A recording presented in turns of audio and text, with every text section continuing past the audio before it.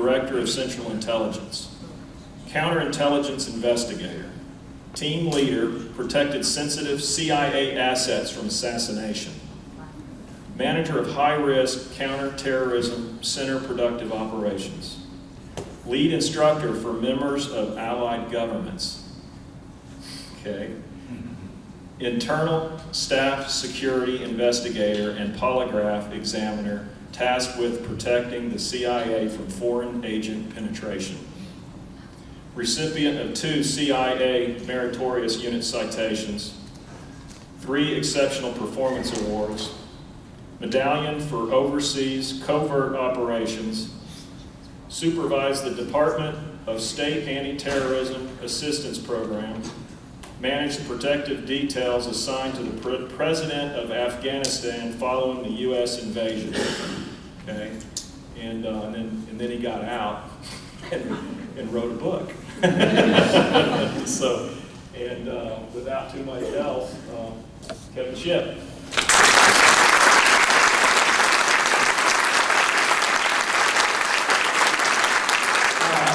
Appreciate y'all having me here. It's such a good turnout. It's really good to see that. And we, as Steve knows, I like to talk to Tea Party and related groups anyway, just because they're such good people. And my wife and I meet some wonderful people. And I understand we got a sheriff in the back. Can you stand up, Sheriff? Give him a hand.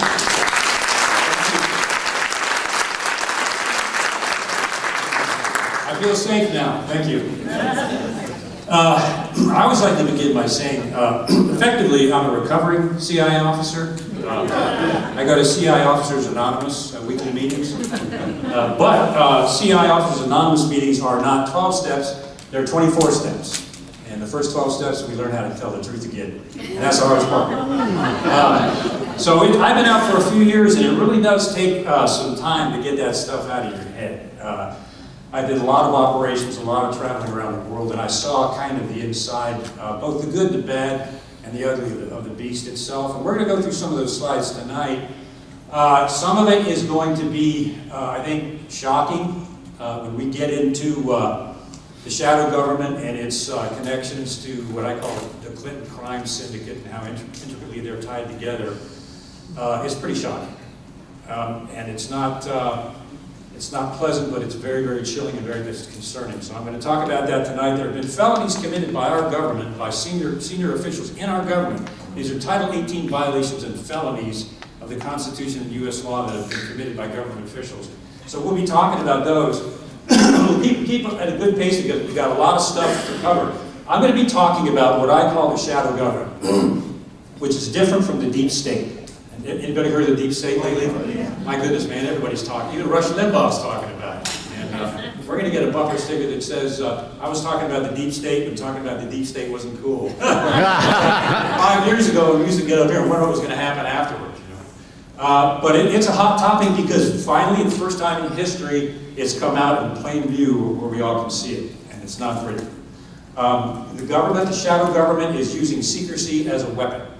It's been weaponized. The FBI is doing it now, withholding documents from Congress with their boss. I'm going to show you exactly how it works and exactly how they do that. So you understand how this thing works, and once you do, I think we'll be able to know what direction we need to go in. I always start with this. You all know this, but it's funny because it's being portrayed in many circles that the U.S. Constitution is just a piece of philosophy. It's just a nice document, kind of a moral thing that governs how we live, but it's not really legally effective? Not so. This is the supreme law of our land. This supersedes the entire criminal justice system in the United States. If you violate the Constitution or any of the amendments of the Bill of Rights, you've committed a felony or multiple felonies. So if our government does that, what's happened? They've broken the law. And we need to understand that. I'm not a Democrat, I'm not a Republican, I used to be both. I'm a constitutionalist now. So I kind of stay right in the middle there. This is the one thing that sets us apart from the rest of the world and has through history. We need to defend this with our lives. We have to remember that this is the supreme law of the land. This is what it all rests on, and the entire criminal justice system falls under this. And if you would hold your questions at the end, and I think we have enough time and we're done, we'll be able to take some questions that some of you guys may have. I approach this a little differently. Most people refer to this as the deep state. You're hearing that all over the place. Since I come from the belly of the beast, and having seen how this thing works from the inside, personally, the shadow government and the deep state, based on my experience, are not one and the same thing. They're two different entities that are combined together in a real complex matrix system, and I'll show you. So we've got the shadow government connected to the deep state. The shadow government's power, sadly, is in its secrecy. Secrecy used to be a good thing. It protected our troops from ambushes and operations. It protected people like us when we were overseas. We would have been killed or worse. Secrecy many times was our only protection. But now secrecy has been weaponized. We're seeing the FBI is refusing to provide documents on the so-called Russia collusion case to Congress, their boss, claiming that it's classified and it's secret. And I'll show you how they do that. The currency of the shadow government is the abuse of the power of secrecy. The currency of the deep state, and I'll show you these in detail, is money, power, and greed. Bombs, missiles, bullets, and I think the average CEO in the military-industrial complex makes $27.1 million a year. So these are big bucks. And that's where the money flows. So they're different, but they're connected together. Now, what I want to talk about, I won't subject you to this, I have a whole 3-hour lecture on the shadow government. It's out there on the internet. If you've got an evening to spare and a bunch of popcorn and maybe some Vibrant or something, you can watch it. I get into some pretty good detail. So I'm going to just kind of hit the high points tonight as we work our way into the real problem that we've got going on in Washington. The shadow government is made up of all of the agencies of the federal government that operate using or through the power of secrecy. All right? I'm going to show you the size of this monolith, and then I'm going to show you the agencies that have been weaponized, they've been weaponized since the 1940s. But most importantly, in the last 8+ years, they have really been gotten out of control. So you got the Department of Homeland Security, the National Counterterrorism Center, I don't know if this thing has a laser pointer, it doesn't matter. National Counterterrorism Center, part of the shadow government. Department of Defense, massive systems, part of the shadow government. The National Reconnaissance Office, the satellites overhead that do amazing things that I can't talk about. That's the NRO. That is a hugely secret program. They didn't even admit its existence, I think, until the mid-90s, and now they finally have. You got the National Geospatial Intelligence Agency. Anybody heard of that? A couple of you? The NGA worked with Google to create Google Maps. So Google Maps was created in conjunction with the shadow government. So you think that the government can't look down and read the license plate at your car? Yeah, they can, you know. The days of privacy are pretty much over, but the NGA was instrumental in that. The JSOC, Joint Special Operations Command, this is the president's own private army. It's a secret army that nobody knows anything about. The president can dispatch this army at will anytime to any country for missions that are highly classified, usually against a terrorist target to make sure that target goes away. So I'm not so sure that's such a bad thing. And I'm sure there's some pretty colorful folks on that detail. But that is part of the shadow government, the secret government. Now, the ones that I have in white are the ones that have been weaponized. Now, not just recently against the Trump administration, excuse me, the NSA domestic surveillance program doesn't go back to 9/11, it goes back to before 9/11. NSA was collecting our data before 9/11 happened. Most people don't know that. Now, it was amplified 100-fold after 9/11, but it's been around for quite a while, and despite reform, I'll show you later, it's still in full force. They're still collecting our cell phones, text, data, PC, internet use, the whole shebang. They can turn your cell phone on, turn the camera and the mic on when your power is off on your cell phone, and they do. They own, our cell phone is a very sophisticated, convenient bug.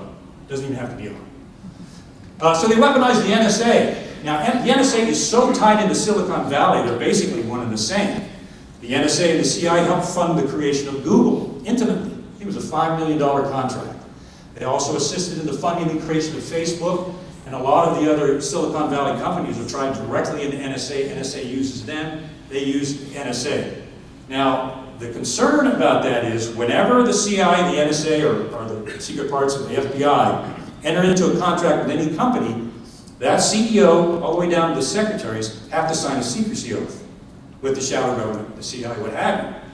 Amazon has done that, Google has done that. Once the CEOs do that, they are bound by law. They can't say a thing about that program ever again, even if they see something illegal, and I've seen that happen, and they'll take that person apart.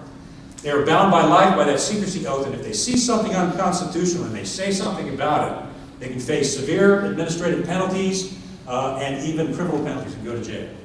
People say, why aren't there more whistleblowers out there about NSA domestic surveillance? Well, this is why. I mean, they'll destroy them. Sadly, that's why Edward Snowden went to Hong Kong. Because had he come out with a revelation of NS spying here, Edward Snowden would not be here today. And it's true. Whatever you think of Snowden, that information never would have gotten out. So the NSA has been weaponized. The Foreign Intelligence Surveillance Act court, the FISA court, the secret Supreme Court, against their wishes, they have been weaponized. The FBI filed, as we know, a false affidavit to get the NSA to spy on the Trump campaign. Do you know what a serious constitutional violation that is? I'm sure you do. That's multiple felonies. They swore a false affidavit to the FISA court. The FISA court, assuming that the FBI was telling them the truth, granted the NSA the power to unmask and spy on the Trump campaign, I think over almost 300 people, at least. And that's going on right now. They weaponized the CIA. John Brennan, director of the CIA, anybody know about him? Been watching John Brennan lately?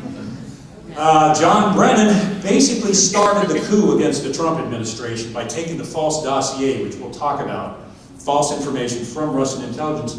It was John Brennan that started the entire dossier Russian collusion investigation and the appointment of Robert Mueller as the special counsel to get rid of Donald Trump pre- and post-election. It was a CIA operation against the president-elect. And that is not an understatement. That is not an understatement. And Brennan was the head of it. We'll talk more about him later.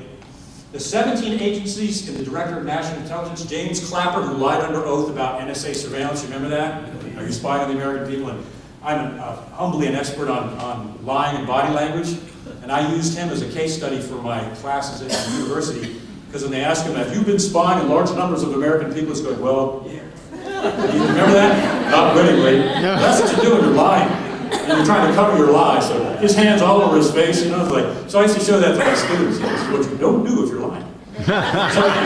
So he lied under oath. He also is arrayed and was part of the fake dossier operation against Donald Trump. I'll get into the meat of that. It's going to shock you how far this operation went and how dastardly and illegal it was. It involved the DNI and James Clapper.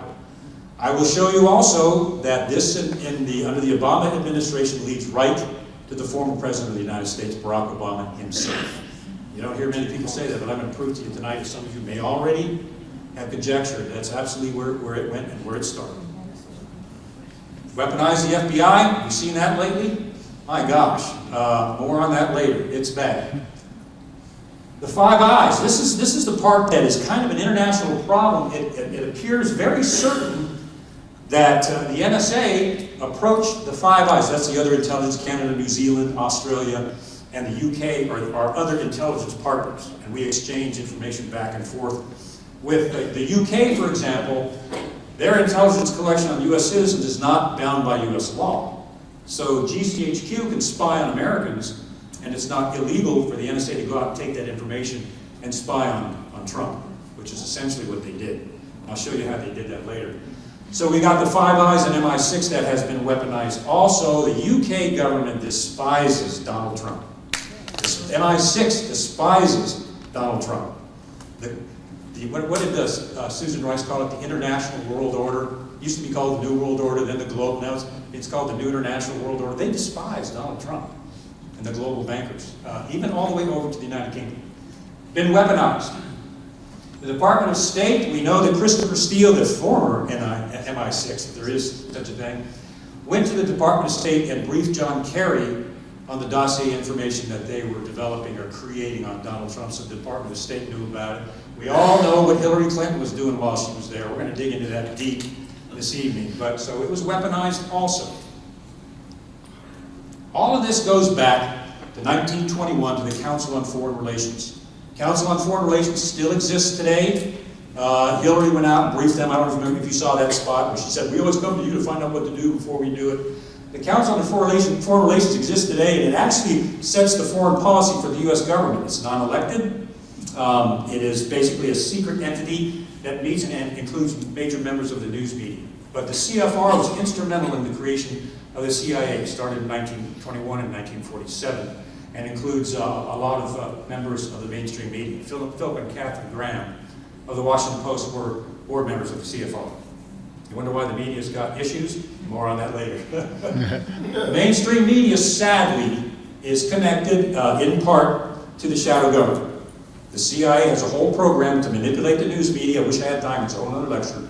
Hollywood, films, and the news. They still do. Way back when it was called Operation Mockingbird, that allegedly went away. The CIA is still manipulating the news and some of the corporations. They're still doing that today. So this is the shadow government. It is a massive monolith, and the point is it operates with the power of unconstitutional secrecy, unchecked by Congress, the American voter. It has a secret budget. It is unelected, and it gauges our entire foreign policy and foreign wars without us having a say in it whatsoever. Anybody know about the continuity of government? Anybody? Continuity of government is an emergency program. If there's ever a war in the United States, the continuity of government kicks in and the Constitution is suspended. Now, after 9/11, George W. Bush declared what? A war on terror. National emergency. Continuity of government kicked in, and it still reigns today. We'll see what Trump does about it. But what that meant under Obama is they could have suspended the Constitution at any time because continuity of government under the shadow government was still in place. We'll see. I haven't heard what Trump is doing about it, but it's something to keep our eye on. Okay, we're going to go through this and I'm going to get into some of the deep state. You hear a lot about the deep state. This is the deep state manipulated by the secret shadow government. Anybody heard of the military-industrial complex? Like we've all heard about that. When Eisenhower gave his speech originally, he called it the military-industrial congressional complex because Congress was so tied in to being manipulated by the corporations as they are today. But the Congress and Senate worked him over and made him take the congressional part out. And he just called it the military-industrial complex. We know now that the Armed Services Committee members, 48 of them, each of them get about $700,000 a year in contributions from the military-industrial complex. John McCain, for example. So they vote for war quite a bit. They're making a lot of money through contributions into their PACs and their re-election campaigns. So Eisenhower was right. Military-industrial complex lobbyists, my gosh, billions flow in Washington through these people. Billions of dollars influencing congressmen and senators. Then you've got the donor class. We all vote and try to get our people in office, especially the GOP, and then the donor class comes in and overrides our votes and win over the congressmen and senators, and there goes the wish of the people. I mean, anybody felt the sting of that bee? I'm sure we all have. We just need to know that that is there. Wall Street, part of the deep state. Wall Street is so connected to the Treasury Department and business now, they're basically business partners. The Treasury Department works so closely with Wall Street, and they have offshore accounts that the American people don't even know about, where they're sticking money. I mean, this is our government. Foreign lobbyists. Saudi Arabia might as well have a Senate seat in Congress. They're so powerful with their lobbying. If you remember, with the 28 pages blacked out in the 9/11 Commission report, turns out it was Saudi Arabia's direct involvement in 9/11. Nothing happened to them. They're still in Washington, they're still a powerful lobbyist, and they're still going on as usual. Billions and billions of dollars. If you see, I put the system behind government. The S is a dollar sign. This is money, it's power, and it's greed. That's what drives a deep state. That's what drives a lot of congressmen and senators, sadly. It does. Intelligence contractors, defense contractors, $1 trillion a year. I think this is $500 million a year of our tax dollars go into these things, and most of these companies, we don't even know what they're spending it on. The Federal Reserve, I could spend an hour on that. Created in 1913 when we lost our financial system. That's the absolute truth. It's part of the deep state, very powerful. Everything the Federal Reserve does is in secret, right? It's not federal, and it's not a reserve. It's not a federal agency. It's a private conglomeration of banks, foreign and domestic banks. All their transactions are done in secret. Their board member, the bank's foreign bank members are secret. It's never audited, and it runs our entire financial system. And it's not a U.S. pro-U.S. entity. It's a global entity. They're connected to the International Monetary Fund, which is also connected to the World Bank. Well, ladies and gentlemen, welcome to the deep state. And you can see the absolute, unbelievable financial power of this monolith that controls our elected government along with the shadow government behind the scenes. Do you think there are some, I like Rand Paul, I'm a fan of Rand Paul and people like that. Do you think that Mr. or Mrs. Congressman or Senator, when they come into their term, wet behind the ears and all ideological, how long do you think they're going to last against this monster? typically about 2 years before they're co-opted and they get into the money system. Sadly, either that or they're out. That is the deep state. The thing about the deep state is these people, especially here, and I don't have time to go into, I call it the secret intelligence industrial complex, these massive corporations that work for the shadow government, CIA, NSA, and others, they are engaging in policy decisions, wars, and covert operations, and they are not elected, and they are not accountable to anyone. They just go ahead and do it. And they've got the same power as the congressional branch, legislative branch of our government, or more. Okay, here we go.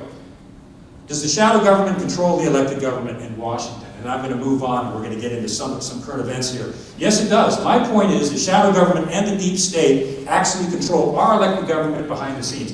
And that sounds kind of wacky at first, doesn't it?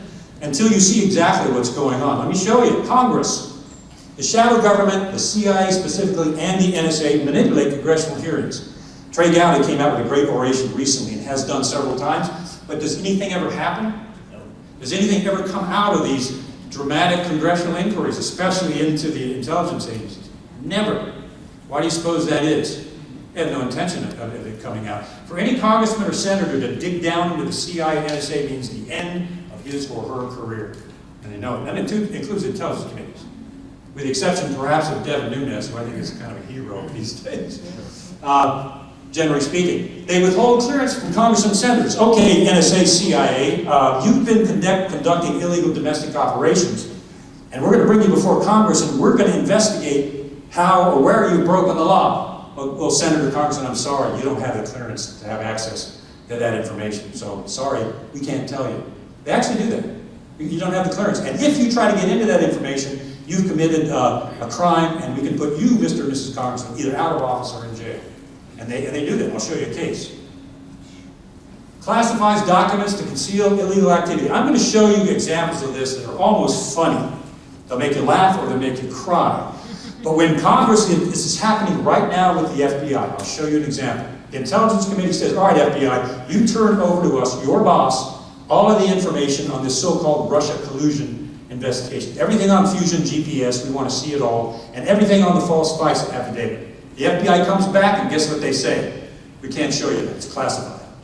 You don't have to. They actually did that. They do that. It's an MO. They're doing that right now. And then when they do send it over, if they do, it's all blacked out. And the FBI just got busted because they blacked out. They didn't get blacked out Peter Strzok's, some of the comments he made against Trump were classified, so they blacked it out. They made him unredacted. It's just him saying bad things about the president. It wasn't classified at all. They have the power to do that, and they use it with impunity. Classifies budget information. For example, my former home, the CIA, the budget is classified secret, as is the NSA's budget. Not even Congress, except for the Gang of Eight, knows how much money of our tax dollars goes to the shadow government. It's billions, but Congress has no idea how much that is. Why? Because the budget is classified secret, and the congressmen don't have the access of the clearance. So billions of dollars go to places like Syria, where they're blowing up buildings and wiping out the city, and supplementing the Free Syrian Army. Anybody heard of the Free Syrian Army that now is Al-Qaeda and has got some of the weapons went to ISIS and on it goes? Those are tax dollars that went to provide the weapons and ammunition to that group. Anybody vote for that? I didn't, at least as far as, not anybody I know did, but we used our tax dollars in secret to do that. So they manipulate Congress.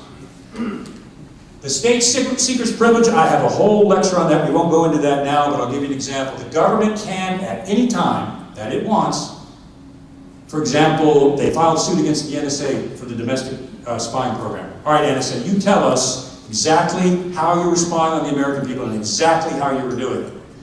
After the case went on, the NSA said, no, we've got this unbridled privilege called the state secrets privilege where the executive branch can shut down a case anytime it wants with impunity, seal it forever, and not even Congress will ever see the evidence.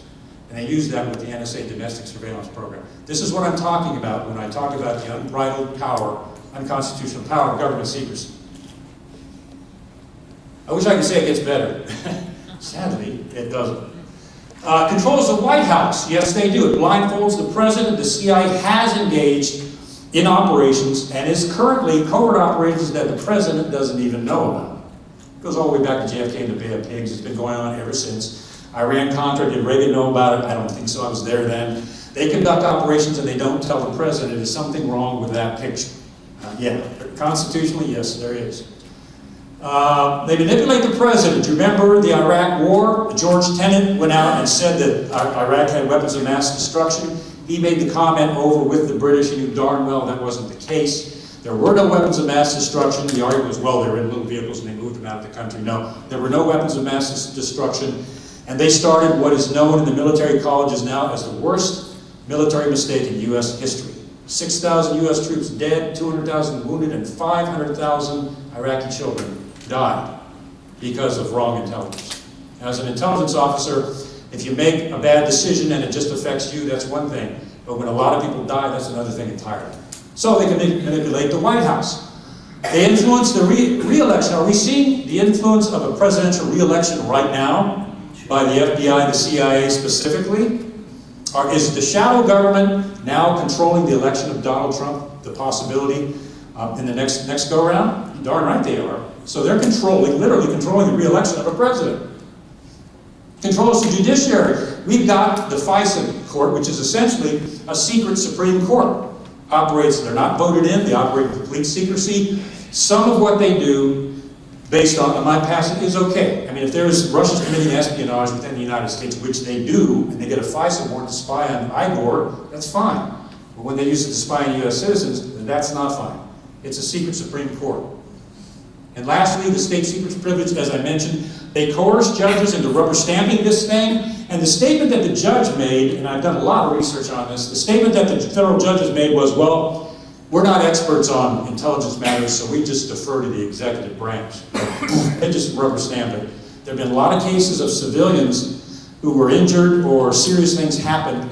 The government invoked the state secrets privilege to cover up the negligence, and they just rubber stamped it. And that person's case will never see the light of day.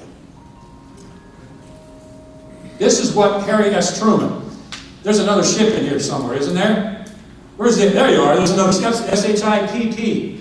Ironically, our great-great-great-grandfather is Harry S. Truman, Harry Shipp Sullivan Truman. So apparently, boy, what an irony. Apparently we're related, but he regretted the creation of the shadow government, specifically the CIA. He called it a sinister and mysterious agency. And he said this. This is in the book. There's something about the way the CIA has been functioning that is casting a shadow on our historic position of freedom, and I feel we need to correct it. 3 days later, that op-ed was removed from the Washington Post, never to be seen again. Washington Post, member of the Council on Foreign Relations, connected to the CIA, and on the loop goes. They pulled the ad after he wrote that. He said that to his dying day. He regretted the creation of specifically CIA covert operations. The point has to be made, though. Harry Truman's original goal was correct. We need a good intelligence agency, don't we? We've got some bad enemies. We've got terrorism out there. We've got the Chinese, who have every intention of usurping our democracy if they ever get the chance. The chance is slim because they're so financially dependent on us. But yes, we do. We need a good and accurate intelligence organization to collect information for our national security. We just don't need the monster that we got now. And so there's got to be some kind of congressional reform to rule this monster back in under Congress and under the Constitution, because they are manipulating our elected government, without a doubt. And in what really is a post-constitutional government, they're manipulating our elected offices. Problem, size, and power. As I showed you in the first 2 slides, this thing is massive. How do we correct this? Well, we start with humble folks like myself, just kind of getting this out where people can see it, thanks to Steve and Jason and others, so people can see what this monster is. And once the truth gets out and the people start seeing how bad this is, we can start mobilizing 1, 2, 3, 4, 5 people at a time. And this is where it starts, where some moron like me gets up and takes the risk to put this stuff out there. And my wife will tell you a risk it is. I talked about weaponized secrecy, the currency of the shadow government. Remember? Sadly, they are using secrecy completely to circumvent the U.S. Constitution. I want to show you, it's sad, it's almost funny how they do it. But they are using secrecy to cover up unconstitutional activity, violations of international law. When Hillary ran guns into Benghazi without anybody knowing it, it was a violation of U.S. and international law. She did it anyway. Give you an example.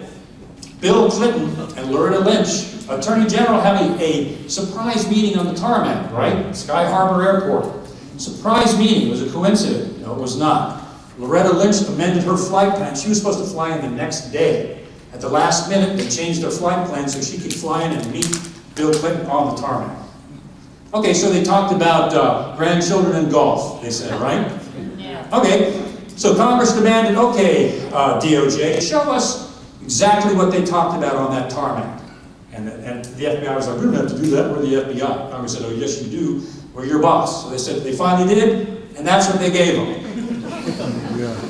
Something's wrong with their grandchildren, man. and it ain't good. So they ordered them again, and they got this.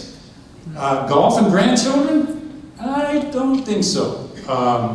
The Clinton crime syndicate in operation? Maybe. Here's another one. Golf and grandchildren. Remember the weaponized use of secrecy? The shadow government? This is what I'm talking about right here. And that was never unredacted. To this day, it has not, the FBI will not let this information be unredacted and the blackouts taken out. Something wrong with that? That is an unchecked power. It's an unconstitutional power. This is the appointment of Special Counsel Robert Mueller. This is his appointment letter. It goes into all the FBI, that says Special Counsel's purview, and what it's supposed to be doing is right here. That's what he's tasked to do, all in black. And that's what they released. This is what we, the people, you and I, get to see. Nothing.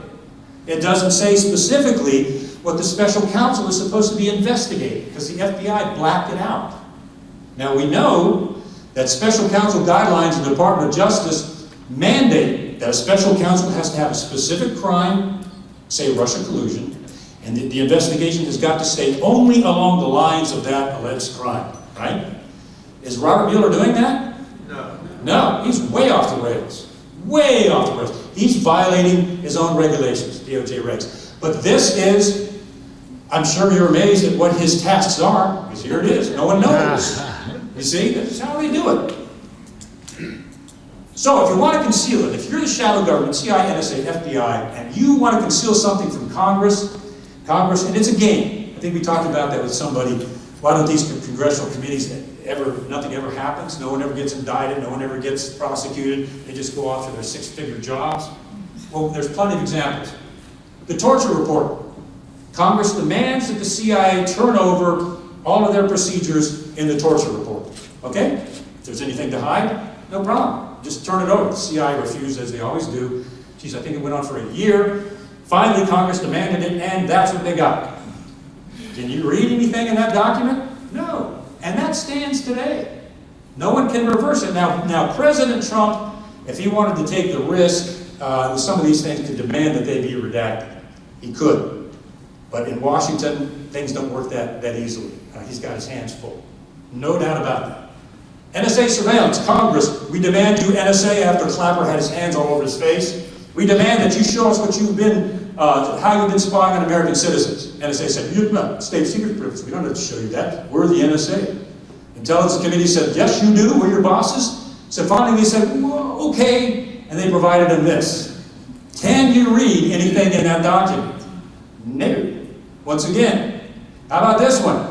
Fast and Furious. Eric Holder held in contempt of court because he wouldn't turn over documents on behalf of the DOJ. Same thing. Went on for a year. Holder refused to do it.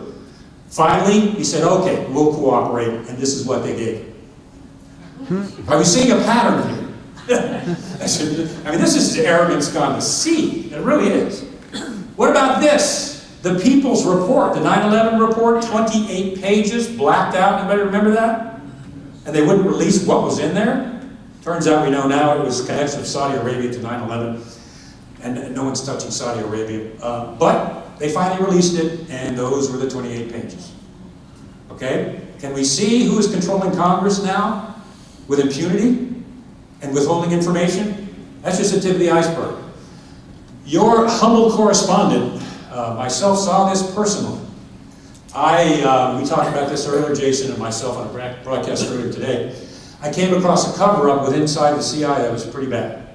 And it started with some of this I was able to get in the book, some of it they blacked out.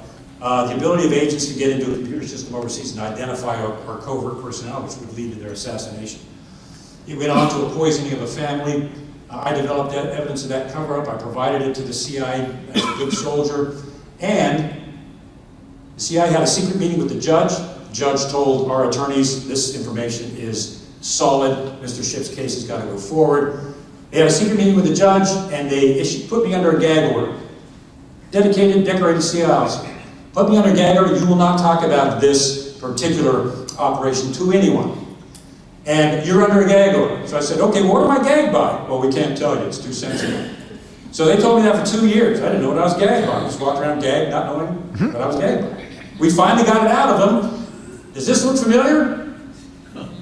There it is.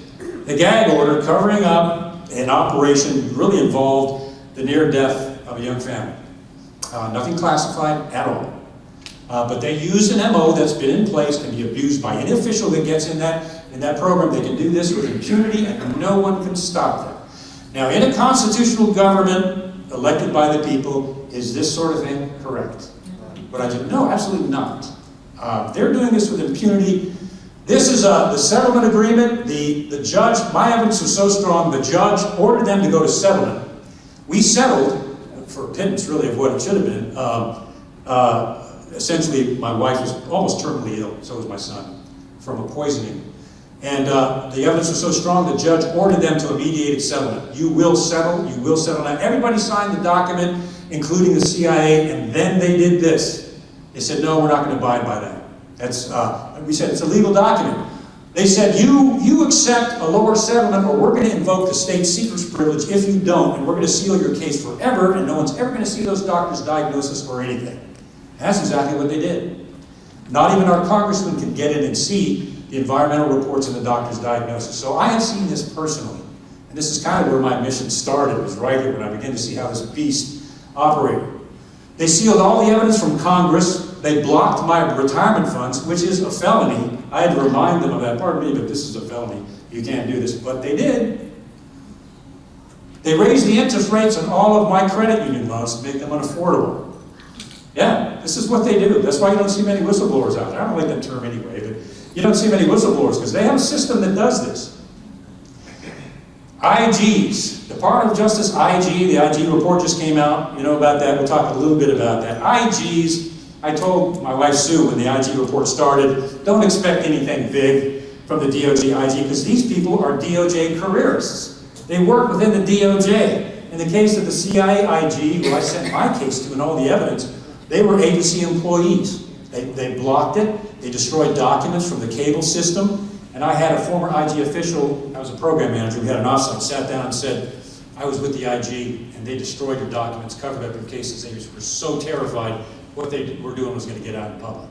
So these are agency careers. You think they're going to really, same with the DOJ, issue a report that's going to hammer the FBI or Hillary Clinton for felonies? No, and that didn't happen. No surprise. So I've seen this stuff personally. This is from the Company of Shadows, chapter 25, which I got more stuff out of that book than I frankly thought I would. A lot. It was quite surprising. But what they blacked out was this. These are doctors' diagnoses. This is the environmental report I had done that said there were poisons in the house.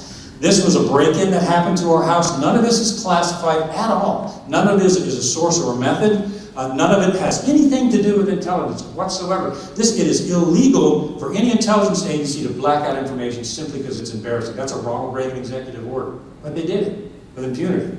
Now, I'm out speaking now. We're getting the shadow government, so too soon. That's, you reap what you sow, I guess. But that's what they do. And that's what the shadow, we are witnessing weaponized intelligence. I'll get into some detail here that some of you are probably going to relate to regarding the shadow government. The entire intelligence system has been and is now arrayed against the presidency of Donald Trump. For his removal, they've already done a character assassination. That's complete. Now they're trying to push for impeachment. There is no obstruction of justice. That's a media meme or whatever you want to call it, but they're pushing that because they want to get rid of this guy. But the chilling part of it is this. Anybody remember Senate Minority Leader Chuck Schumer's quote on Rachel Maddow's show, where he said this: if you cross the intelligence community, They have 6 ways from Sunday of getting back at you. He's talking about the President of the United States. Now just think about that for a second. That's chilling. If you, the President, cross the CIA, the FBI, and the NSA, they're going to get you. That's what he's saying. In a constitutional government, that's how serious this has gotten. The only time that this has happened before in history was Allen Dulles against John F. Kennedy. John F. Kennedy fired Allen Dulles. Allen Dulles created a secret cabal of senior CIA officers. Allen Dulles, by the way, was connected into the Third Reich, was close to some of the members of the Third Reich and smuggled Germans in as CIA scientists. He was really a bad guy. Despised John F. Kennedy. After Kennedy was assassinated, look this up, it's all out there. After Kennedy was assassinated, guess who they put in charge of the Warren Commission? Allen Dulles, who called and decided who the CIA witnesses were going to be and what they were going to say and what they were. He controlled the entire hearing. So this sort of conflict between a president and the shadow government intelligence agency hasn't happened since then. We're seeing that right now. And I think, well, we know now that a lot of, even the staff members in the White House are getting protective details, so this got real bad. I mean, if they had the chance to take Donald Trump out physically, trust me, they would do it. Sadly. So it's kind of hard to read that red there. Whatever you think about Donald Trump, now he's out of the box. He's doing stuff that we used to dream about, pulling out of the UN and some of the crazy things they're doing that we're paying for, the secret TPP. They didn't tell us what they were, and on and on and on. This is good stuff. So he's doing stuff that a lot of people have been waiting for 20 years, but that he is out of the box. They can't control him. They can't control him financially. He tweets things that sometimes we go, man, I wish we would have done that. They can't stop that. He's writing all these executive orders and stopping all these things. They can't stop that. He's been looking into the CIA. He's been busting the NSA. You can see the conflict with the FBI now. They're terrified of Donald Trump because he is not controllable. So whether you love him, hate him, or he's your buddy or not, whatever, they're afraid of him. They can't control. I know I was in there. It is all about control in the shadow government. That is what it's all about. I talked about the shadow government against our elected government. The CIA, specifically Mr. Director John Brennan, broke into the Senate Select Committee on Intelligence computers on Capitol Hill and spied on the torture report. Anybody hear about that? Spied on the U.S. Senate. Do you know what that is? That's a felony. Multiple felonies. Was he indicted? Did he get in trouble? Did he get a pay cut? Did anything happen? You got a promotion. He got a promotion, and now he's making, what, 6 figures with MSNBC as a correspondent, pounding on Trump all the time. Nothing happened. Hacked into the Senate computers inside the United States, the CIA did, and they got away with it. Am I down with the CIA? We need good intelligence. I don't like what it's become, because it's become a monster, and it needs to be reined back in. What did John Brennan do? This is typical shadow government fashion. They said, Mr. Brennan, you broke into Senate computers. That's illegal. And his response was, the stuff on those computers was classified CIA information, and you could go to jail for accessing it. That's what he did. That's what he came back with. That's what they do. The NSA spied on Congress. The NSA tapped into conversation between Congress and Netanyahu and Israel about the Iran nuclear deal. Tapped into congressional phone calls. Constitutional problem? Illegal problem? Yeah, but they're doing this stuff. And the reason I'm doing this is because most people don't know that this is going on, but it is. And in a constitutional government, we got to do something about this somehow. And this is where we start, right here. And it goes on. The FBI, we know, they spied on the Trump campaign. National Security Advisor created a spreadsheet with hundreds of Americans' names unmasked in NSA surveillance. Samantha Powers, unmasked. This is the UN ambassador. Samantha Powers was the UN ambassador. Unmasked over 260 names from NSA surveillance of Americans. What the heck is the UN ambassador doing unmasking NSA surveillance names? The UN ambassador? So she got grilled by Congress and she said, well, no, it wasn't me. Someone used my name to do it. Now I know from the inside, you don't just walk in and say, I'm Susan Powers, and I look at all the NSA surveillance. You got a badge, you got a password, you got access, and you were grilled all the way into that skiff. She lied and got away with it. Just walked. Nothing happened. The FBI is still withholding Fusion GPS documents. More on that later. They're refusing to turn over FBI Clinton email and the Russia FISA reports are still refusing to turn that over from their bosses, the intelligence committees. And what did the FBI, Rod Rosenstein, however you want to pronounce it, what did Rosenstein do when Nunes said, listen, if you don't give us this information by last Wednesday, I think it was, we're going to have you impeached.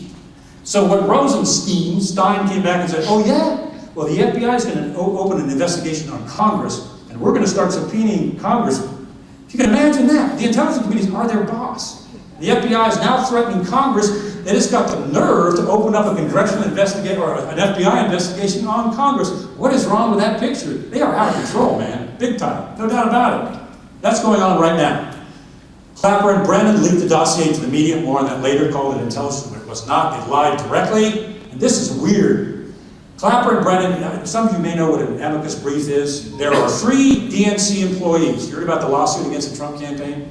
3 DNC employees have filed a lawsuit against the Trump campaign claiming that they were defamed because the Trump campaign hacked into the DNC emails. And we all know that that wasn't a hacking. Bill Binney, a friend of mine, former NSA manager, did a study and found out that that stuff was downloaded on a thumb drive and removed. It was not hacked. They traced the addresses and everything, got proof of it. So there was no hacking to begin with. But what Clapper and Brennan have done is filed an amicus brief saying, we agree with these 3 DNC employees. We agree that it was hacked, and we agree that the Trump campaign should be sued, and they know darn well that's how it happened. Now, why would 2 former directors of the CIA do something like that, knowing that it's false, trying to bring down a sitting president? Shadow government. Does that sound like a conspiracy theory? No, this is fact. I wish it was. We all know, I'll get into this in detail, James Comey protected Clinton from prosecution. I will show you that he committed multiple violations of Title 18 U.S. Code. He committed a couple felonies in doing that. And what I'm doing at the end of this lecture is I am publicly requesting that Sessions, if he sticks around, prosecute some of these people. Because these are high-level government officials that have committed felonies. And things need to change. They need to be held accountable. Now we're going to get into the meat, the dead fish of the subject.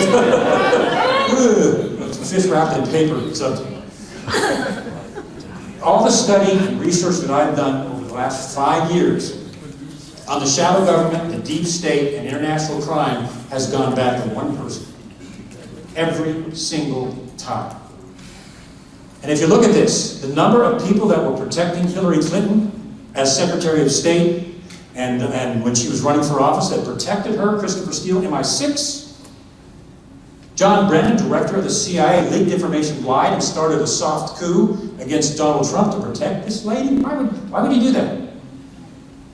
James Clapper did the same thing. Leaked information claiming the dossier was real when it was fake. He's now out pounding on Clinton as an anchor for CNN, of all things. Why are they protecting Hillary Clinton? And there's more. James Comey committed felonies, obstruction of justice, obstruction of a criminal investigation, and covering over her espionage use of the secret server. More on that later. Why would he do that? I'll show you. I'll show you the connection. It's going to blow your mind how these people are connected. Peter Strzok testified in Congress yesterday. He told Congress that what he had to say was too classified, and he couldn't talk about it. That's literally what he said. He didn't answer their questions. See a pattern there? Yeah. Protecting Hillary Clinton, Susan Rice, unmasked names in NSA, Samantha Powers, 260 names unmasked in the Trump campaign. GCHQ, British intelligence, was right in there doing this against Trump. On behalf of this lady, what the heck? What kind of power does this woman have over these high-level government officials? And let me tell you, it's going to get worse. What the heck is going on? And then there's one thing worth noting. This is called the Presidential Daily Brief. When I was on the director's staff, one of our roles was to protect that thing when it got delivered to the president and cabinet. The president's daily brief goes to the president every day, and it's an update on the latest intelligence issues, the big ones, in the United States. If the Trump campaign was being spied on by the Russians, then it would have gone in, and it did go into the Presidential Daily Brief, which went directly to Barack Obama, and he read and he knew about all this, period. That's the law. It's a regulation, how the system works. It goes all the way to him.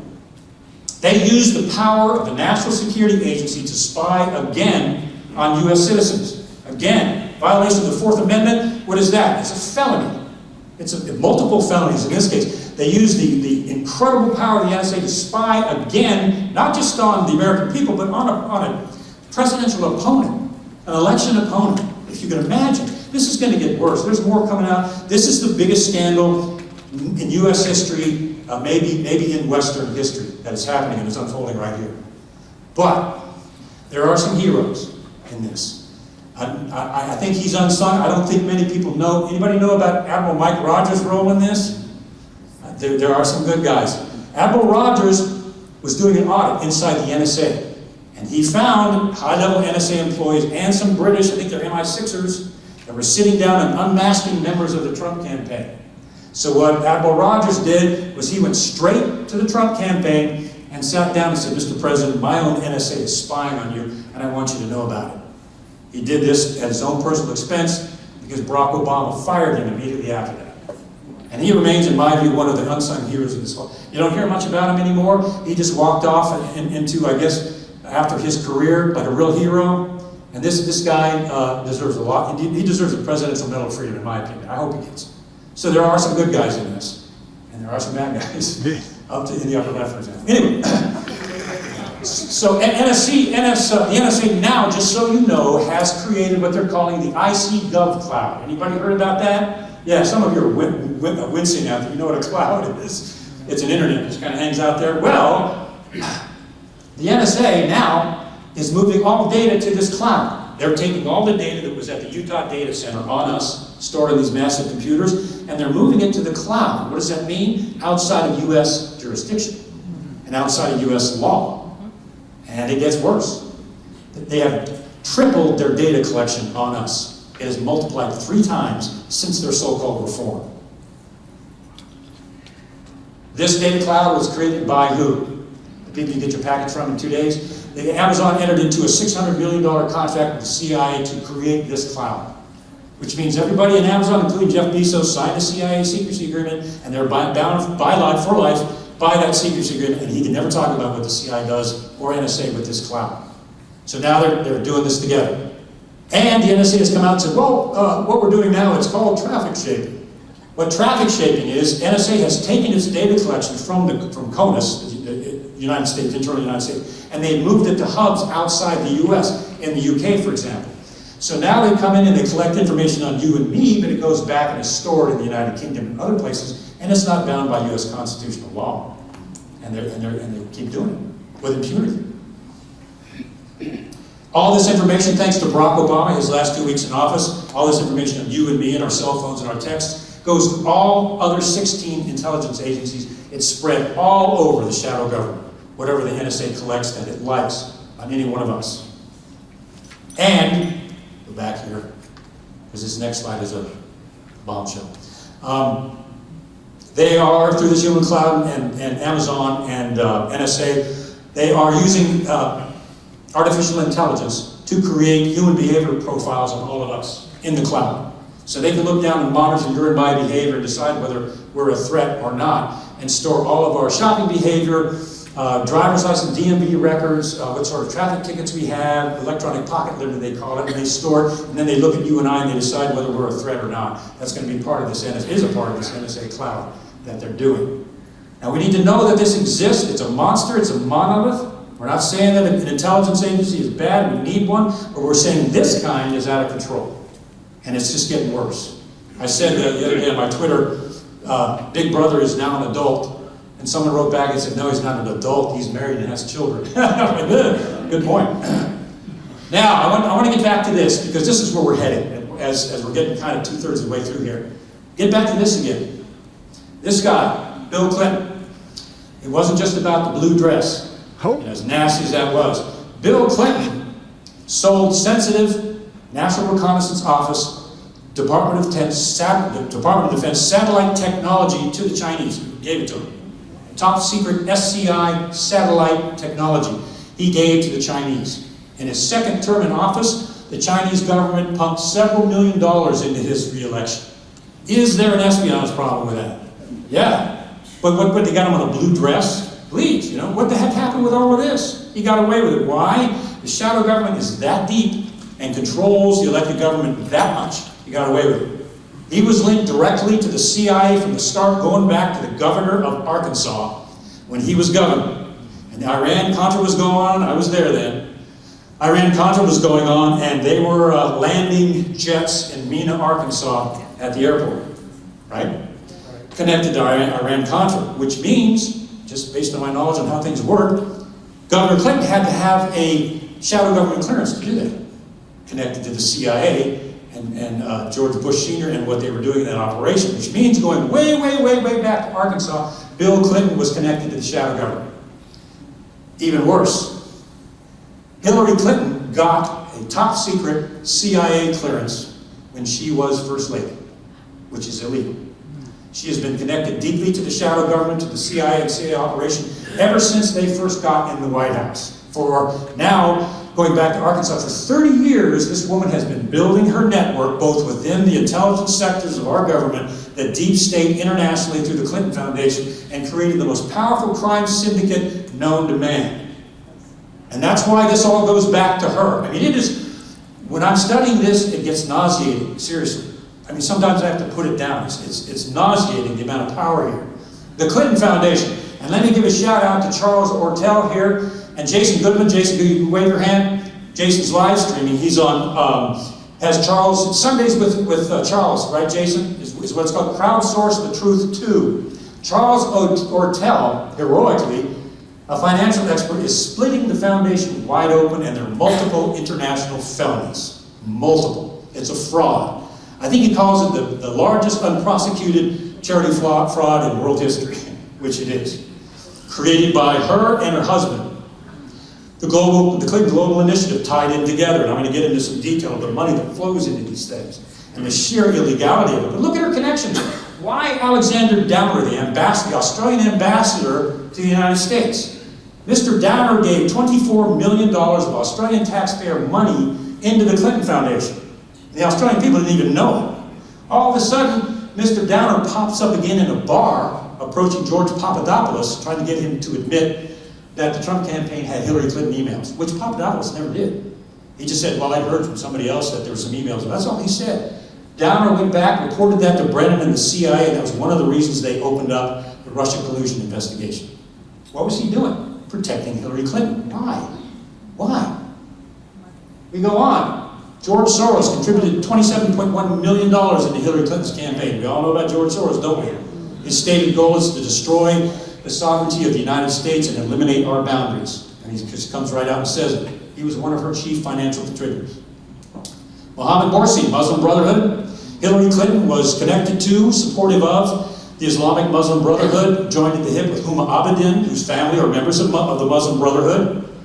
She got visas for Muslim Brotherhood operatives who came in. They helped Mohammed Morsi take over Egypt, and the Muslim Brotherhood ruled. And they were crucifying Christians outside the gates of their headquarters until the Egyptian people rose up. And one of the most wonderful things I've ever seen, and had a mass rally and kicked them out of office.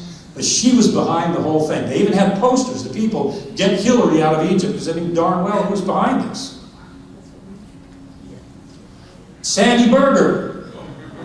Sandy Berger and Fries. Sandy Berger went into the National Archives. Anybody know about this one? Went into the National Archives, stole top secret information, shoved it down his pants. I think there was several documents, it was 4 or 5 documents, shoved them down his pants, took them out, and then destroyed them. Only problem with Sandy, he was the National Security Advisor. Apparently didn't know much about national security because the archives have cameras in there, and they literally caught him walking out shoving these documents down his pants. That is multiple felonies. That's a minimum of 10 years in jail, and he got off. I'll show you who got him off when I show you the pattern here. But he was removing information to protect the Clintons. Why? Turns out it was related to 9/11, pre-9/11. No one knows, but it was the documents we're dealing with pre-9/11 related to the Clintons. That's all we know, because they were destroyed. To protect Hillary Clinton and Bill Clinton. John Brennan has gone out on a limb and broken the law to protect Hillary Clinton, as I mentioned. James Comey will get into it in detail. Clear obstruction of justice. The DOJ report left this completely alone. We'll talk about that. He's protecting it. Why? One of the reasons, Lockheed Martin was contributing millions of dollars into, guess where? The Clinton Foundation. So Hillary takes care of her own. She got James Comey a membership on the board of directors of Lockheed Martin, where he made $6 million in 1 year. See, the syndicate takes care of itself. I'll show you later on, he's a syndicate member. member. And it goes on. She ran illegally guns into Benghazi without the knowledge of Congress, using Saudi Arabia and Qatar as a cutout. Those weapons went to the hands of Al-Qaeda, and they're now in the hands of ISIS. Did the U.S. create ISIS? Well, the guns got there indirectly, but ISIS has our guns and tanks through this illegal drug running operation that she was running out of the Department of State. And it just gets worse. I'll get into Uranium One later. This was a Russian intelligence operation specifically targeting Hillary Clinton. I'll prove it in a moment. We all doing okay? I know this is a lot of stuff. We'll try to keep going. And it gets worse. Loretta Lynch protected the investigation, changed her criminal investigation in the documents to a matter to keep it from going down the criminal route. Why? Why the tarmac meeting? Why is she protecting this woman? Why are all these people protecting this woman? What the heck is going on here? You got Peter Strzok. We will stop Trump from being elected. We all know how he twisted the Hillary Clinton interviews. More on that later. To keep her from being prosecuted. The national news media is like a shield for this woman.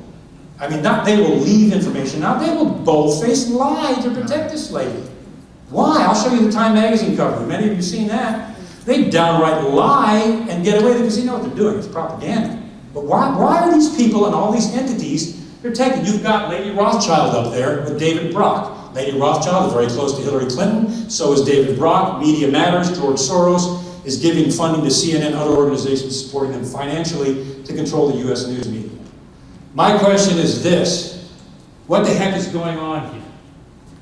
What is going on with this woman? Where did she get this kind of power? And these kind of people at all levels of our government, shadow and deep state, protecting this lady from what she deserves, and that's prosecution. How did this lady get this power? How on earth did this, well, you'll see, it is shocking. It's an international crime syndicate that Hillary Clinton has been running and Bill Clinton has been running for 30 years. It is bloodthirsty, it is ruthless, it involves drug running down into Mexico and South America. On my radio program, I had a high-level Mexican official saying that the people don't understand the Clinton Foundation is operating in drugs down in Mexico, and we all know it. It's how bad it is. There's espionage, money laundering, drug running, charity fraud, blackmail, murder, connected to the international world order. Those are Susan Rice's word and Barack Obama. The new international world order. Is there a new world order? There is a global economic world order. Yes. Now you want to call it the world order? Whatever. There is. And this, Hillary Clinton, I call her the international world order princess, because she's the hub of this whole thing. Usurps the Constitution, the goal, not only of Hillary and Soros, but the progressivism itself, is to usurp the United States Constitution and eliminate U.S. sovereignty. That's what this lady's all about, folks. That and trillions of dollars. Involves the Democratic National Committee. I hate to say this, I'm not a Democrat or a Republican, but I got to tell you, the DNC is not the Democratic Party of JFK and our mom and dad anymore. It's a criminal syndicate, and it's largely Marxist. Seriously. It's not the DNC, and a lot of Democrats don't realize that themselves, because it's a family lineage thing. It's not the same DNC. You just look at the Fusion GPS scandal. And it involves, as I mentioned, the shadow government. So, what happened with Uranium One? And I want to stress this. There's more to Uranium One than we know. We know this. Robert Mueller, you know, the nice public servant, straight-laced, ethical, super detective, right? The best, cleanest guy that has ever walked the earth? No. Robert Mueller was investigating Russia and criminal acts by Russian nuclear officials at the time Uranium One was going on. He was in charge of the FBI counterintelligence investigation of Russian nuclear officials. He was investigating bribery, extortion, and racketeering by Putin's government, specifically the SVR, in trying to acquire U.S. nuclear fuel. That investigation was going on when Uranium One happened. For some reason, none of us know, Mr. Mueller carried a sample of uranium on behalf of Hillary Clinton to Moscow. Classified. Nobody knows what the heck he was doing. Why would Robert Mueller, on behalf of the Secretary of State, be carrying uranium to Moscow? We understand Putin was directly involved in some of this. The Russian collusion investigation is a smokescreen for what was really going on. I'll show you that later. He approved, amongst others, the other 8 members, the sale of uranium, even though he knew this espionage activity was going on. I'm telling you, this man needs to be held accountable for this. This is serious. This is a serious threat to national security that this guy let happen. The question, again, once again, is why? Because this was involving the Clinton Foundation. He ignored the national security threat. Russian nuclear officials routed millions of dollars into, guess what? The Clinton Foundation. I think it's $145 million. Rosatom and other Russian nuclear officials routed into the Clinton Foundation to get the Uranium One deal going. It was a Russian intelligence operation targeting the Clintons. Hands down. The Uranium One chairman contributed $2.3 million into, guess what? The Clinton Foundation. The Clinton crime syndicate. These are Russian nuclear intelligence officials contributing into the Clinton Foundation while she was Secretary of State. How the heck can someone get away with it? Well, she did. Shadow government, connections, on and on we go. It's that bad, but it's even worse than that. The Russian investment company that owned Uranium One stock, its major owner, were the ones that invited Bill Clinton for a speech for which they paid him $500,000 to speak to a Russian Uranium One stock holding company. Does anybody smell a dead rat or forget? I mean, it becomes so obvious, like, how could they miss this? Well, they missed it intentionally. Okay, here we go with some other stuff. There we go. Here's the secret of Uranium One. That I haven't heard this in the press. Maybe I may have missed it.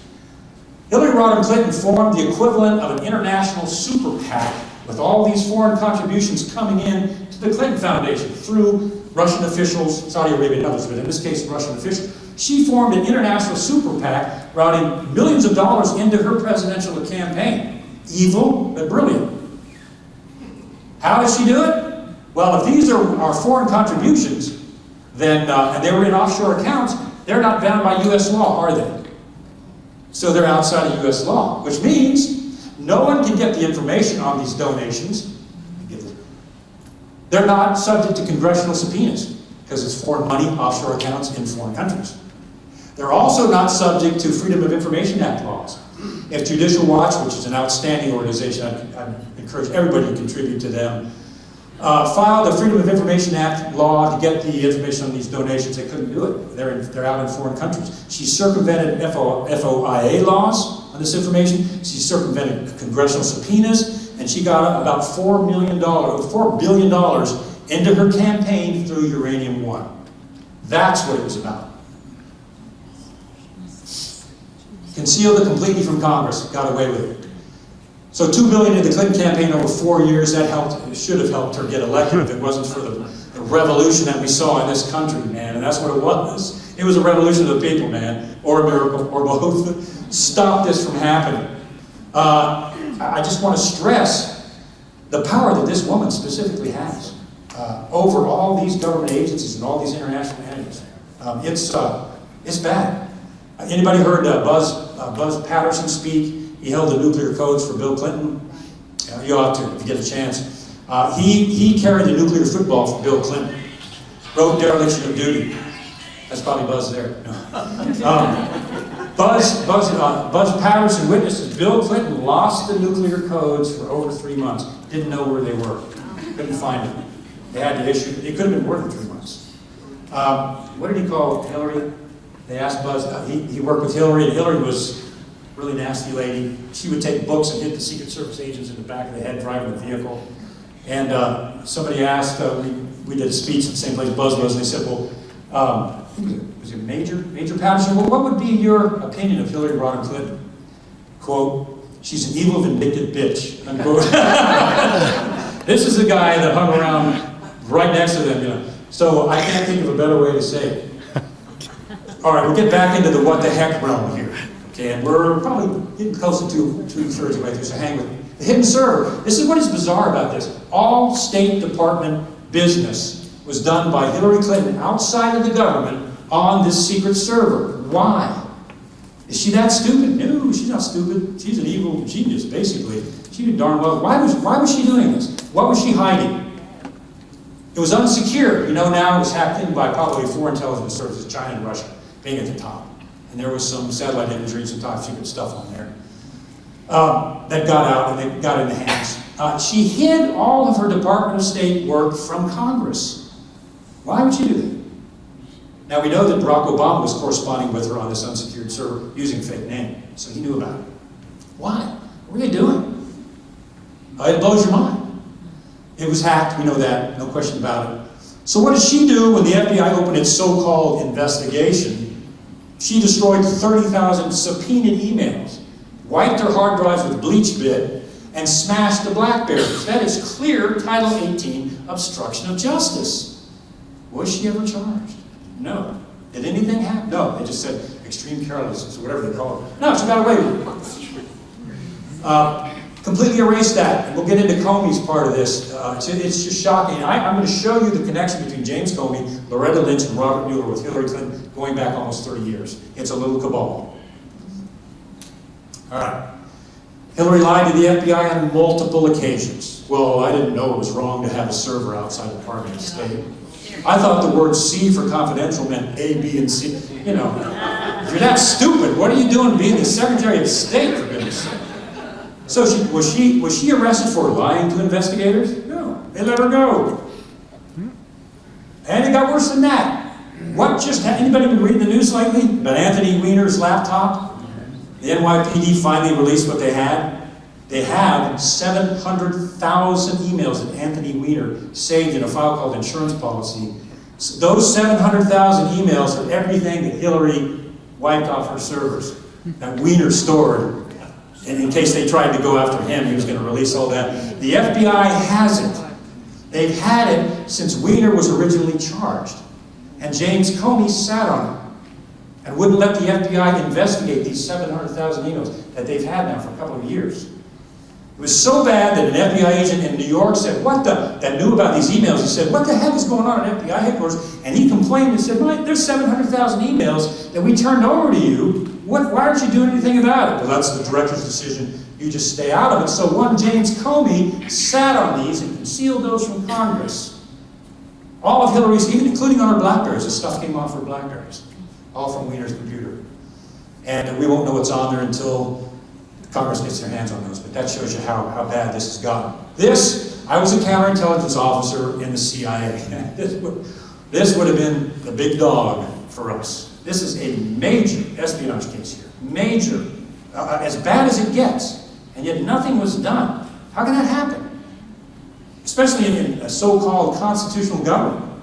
So the FBI did an investigation, supposedly. Most of you know about this. It's pretty painful. But let's walk through it. Peter Strzok, they put in charge of both investigations. He was in charge of Michael Flynn's investigation. Michael Flynn did not lie, but they caught him on lying to investigators. He was in charge of Hillary Clinton's secret server investigation, and he was in charge of the Trump-Russia collusion investigation. And we know now that he was blocking Hillary from getting charged. So, amplified the Trump-Russia collusion investigation big time, and then minimized, basically let Hillary off. Trump had done nothing, Hillary had done everything. And more. Comey wrote an exoneration memo, as some of you may know. He wrote an exoneration memo for Hillary before she was even interviewed by the FBI. We found that she's committed no crime, and there's been gross carelessness, and that's about it. But that was written before they even interviewed Hillary Clinton. Obstruction of justice, Title 18. Loretta Lynch changed the criminal investigation to a matter, taking it out of the criminal realm and out of the prosecutorial realm. This is the chief law enforcement officer of the land doing this. Again, felony. Violation of the criminal statute. Comey and Strzok changed the wording in their memo about the Hillary Clinton investigation from gross negligence, that's a criminal term, minimum 10 years in jail, could be as much as 20. Gross negligence. Was it gross negligence, the secret server? Heck yeah. Intentional negligence, I think it'd be a better word. But they changed it in the wording to extremely careless. So extremely careless takes it out of the criminal realm and puts it into the doofus realm. So she's not prosecuted. They knew exactly what they were doing. They're lawyers. In her interview, the FBI took no notes, and they did not put her under oath, so there's no record of what she said. Intentionally. None. They were ordered not to take notes. And they ignored lying to investigate, repeated lies she told, they just overlooked them. It was an obstruction of justice, and it was obstruction of a criminal investigation by the FBI itself. There's absolutely no question about that. And we'll prove it even more. So, Donald Trump wins the election. They didn't expect that. Hillary, the international world order princess, with billions in her fund from all these cabals that had donated into the campaign, they thought she was a shoo-in. And all of a sudden, this incredible event happened, and Donald Trump was elected.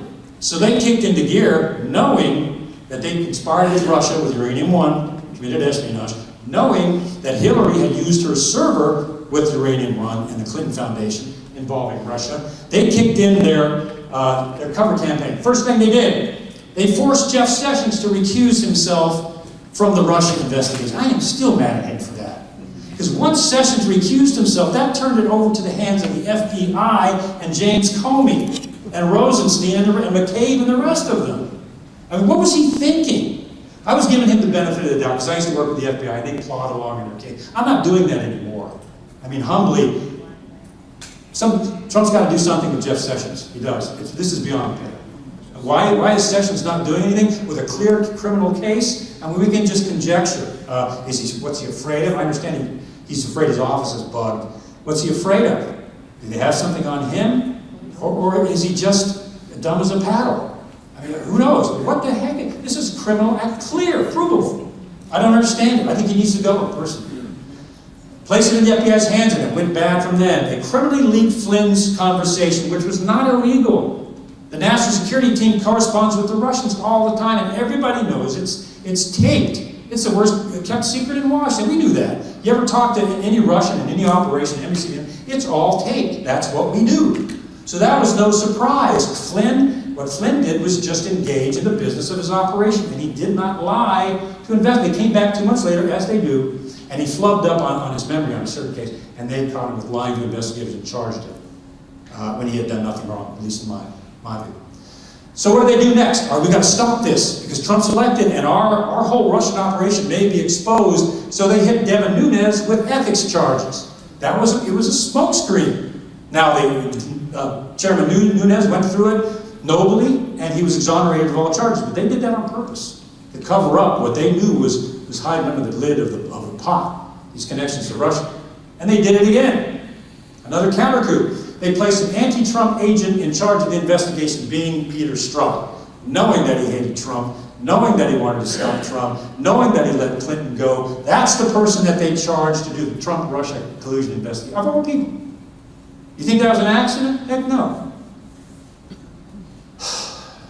Rosenstein, sadly, was given the authority to appoint Robert Mueller as a special counsel. I showed you the document that lays out the special counsel's authority, didn't I? The one that's blacked out, nobody knows about. And allowed Robert Mueller to completely depart from special counsel guidelines completely. Now he's off arresting people for things that have absolutely nothing to do with Russia collusion. He appointed Andrew Weissman, the bulldog, the one that ruined Arthur Anderson, the jobs of 80,000 employees. The Supreme Court ruled that Weissman had withheld evidence in the case and threw it out. He's now in charge of the Trump investigation for Mueller.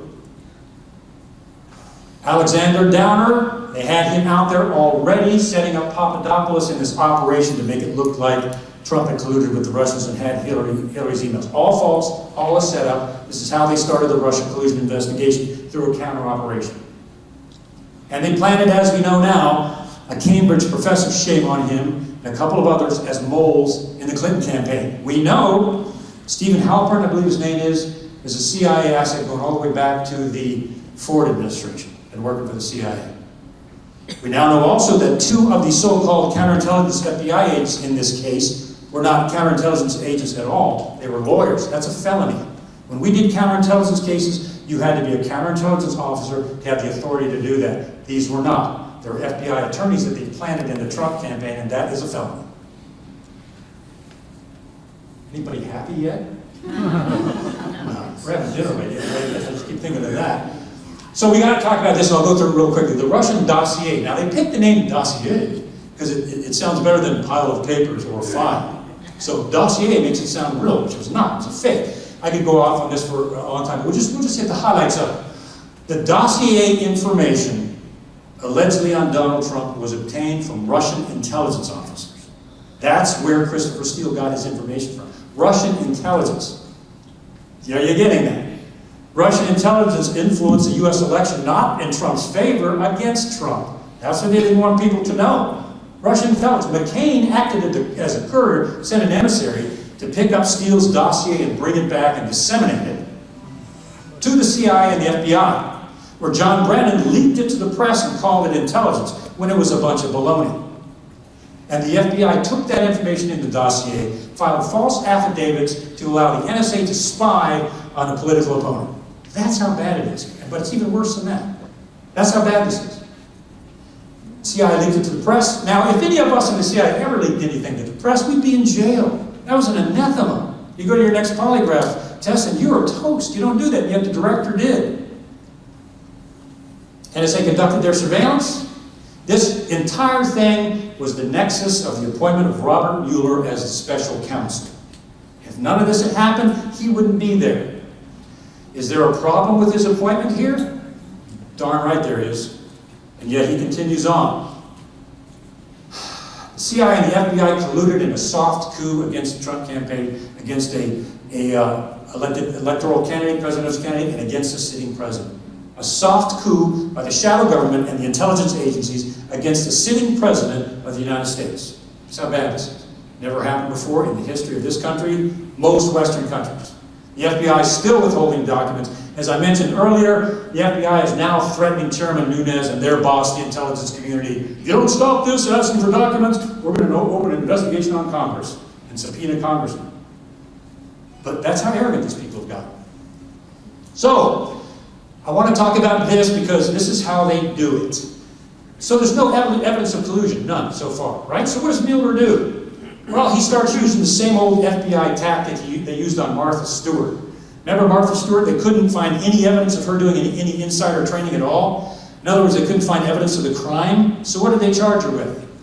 Lying to investigators. Put her in jail for 2 years. And then a moderate security facility for 2 years for lying to investigators. Well, so Mueller can't find anything on Russia. So what does he hit Flynn with? Making false statements to the FBI, a felony.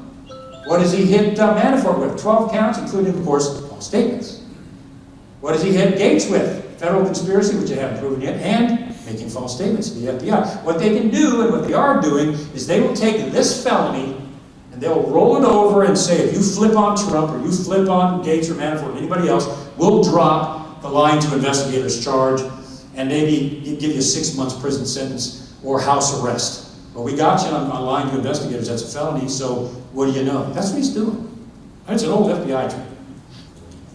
False statements. Papadopoulos, Alexander Downer met him in a bar. Papadopoulos didn't give him anything about Russia collusion, nothing. And yet they caught Papadopoulos, a young guy, kind of wet behind the ears. They caught him making 2 statements, which he couldn't remember what he said before, so what did they hit him with? Lying to investigator, making false statements. Ironically, along comes Andrew McCabe. Andrew McCabe lies to the FBI and the OIG 4 times. 2 times under oath. What do they hit their own with? The FBI? They hit him with lack of candor. Instead of lying to investigators where they nailed everybody, it was just lack of candor. And they tried to let him go, trying to get him off. He did even worse than these other people did. Shadow government. Working our way through here till we get to the actual felonies. The Cohen raid, and this is long, but I just want to hit the high points. They went in, the FBI went in, broke in there in his office, his home, and his hotel room, and took into their custody years of information on his interaction with Donald Trump, including attorney-client privileged information. That is a felony. It's a violation of the 4th Amendment. Clearly, they did it. What they're claiming is, well, we have mechanisms in place within the FBI to protect attorney-client information, so we'll make sure that none of that comes out in the case. Do we trust them to do that? No. Should they have it in the first place? No. It was a felony for them to get that stuff in the first place. Have they gotten away with it? Yes, they have, with impunity. It's already in their hands. They already have it. So what Mueller, you could call him a snake, I guess, maybe. What he did, he's not stupid, he turned this entire Cohen case over to the Southern District of New York. And that was purposely done. The Because now that the SDNY has it, the case can never be closed. It has to proceed. If Mueller is fired, this charges continue in this case, because it's now in the Southern District of New York's hands. And if Mueller gets fired, the case proceeds against Cohen. And he knew exactly what he was doing. So, as a former, humble, meek, mild, recovering counterintelligence officer, there are some concerns here. Anybody kind of maybe see that? Yes. Secretary of State engaged in the Clinton Foundation for global connections and foreign donations. She had a secret server hidden from Congress, contained top secret information. Foreign agents accessed that information. How bad can it get? She destroyed subpoenaed information. She has connections, direct connections to the Muslim Brotherhood. She and Barack Obama, ensured that 5 active members of the Muslim Brotherhood were put in national security positions in Washington. 5. And they were there until Obama left office. 5 high-level national security positions, Muslim Brotherhood operatives appointed by Barack Obama and the support of Hillary Clinton. That's called subversion. The FBI, we know that from some of the FBI texts and cables that they had moles. They call them Oconus lures. Those are agents overseas that are luring people into traps like Papadopoulos. And they've now just recently uncovered that in some of their texts and some of their emails. So, now I want to show you the connections, and we're getting ready to wrap this up here. We've got 3 players here that seem to be connected going all the way back to the late 80s, early 90s. And why are these people that I just showed you protecting this woman, Hillary Clinton? You can call her Jezebel. Why are they doing this? And if you look at these 3 here, let me show you some past activity. At the top, we got James Comey. They were investigating the Clinton Foundation fraud and felonies, of which Charles O'Tell does such a great job. It was James Comey who was investigating the Clinton Foundation felonies and fraud and let them go. Didn't file any charges. Guess who else was part of that investigation? Robert Mueller. Guess who else was part of that investigation? Loretta Lynch. All 3 of them were investigating the Clinton Foundation, and there are obvious frauds and felonies out there, obvious ones. And all 3 of them covered them up and did not charge her or Bill Clinton for international fraud. The 3 of them. Where else are they connected? HRC secret server. We know that James Comey obstructed justice and kept her from being prosecuted, right? No doubt about that. He was involved in that. So was Loretta Lynch. She was also involved in keeping Hillary Clinton from being criminally prosecuted. James Comey, anybody know the HSBC Global Bank affair? Anybody out there? HSBC Global Bank is one of the largest banks in the world. They were caught laundering money from 2 major drug cartels coming out of Mexico and South America. Biggest money laundering drug cartel case in U.S. history. Guess who sat on their board of directors? James Comey. None of their board of directors were prosecuted for gross felonies, money laundering, because guess who was in charge of the FBI at the time investigating HSBC and James Comey's role? His best friend, Robert Mueller. Guess who else was involved? Their best buddy, Loretta Lynch. And no one was prosecuted for the biggest money laundering drug cartel operation in history, because Robert Mueller and Loretta Lynch covered it up in conjunction with James Comey. These people should be in jail. Seriously. And that is not an understatement. Let's go on to some more. Sandy Berger committed a felony, removed top secret documents from the National Archives. That's probably 20 years in jail minimum. Guess who investigated Sandy Berger, who was protecting the Clintons? James Comey, Robert Mueller.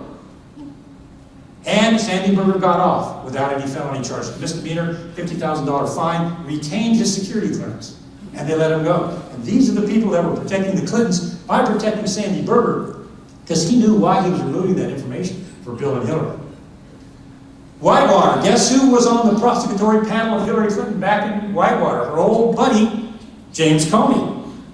One of the members of the syndicate that goes all the way back to them. Guess who else? Robert Mueller. We've seen some faces pop up here again and again and again. Guess who else? Loretta Lynch.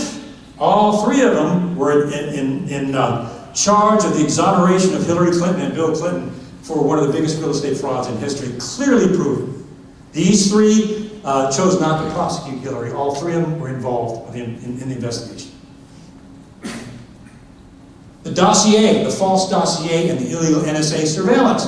James Comey was part of that. Guess who else? Robert Mueller was a part of that, letting Hillary Clinton off. Guess who else? Are we seeing a pattern here? Loretta Lynch.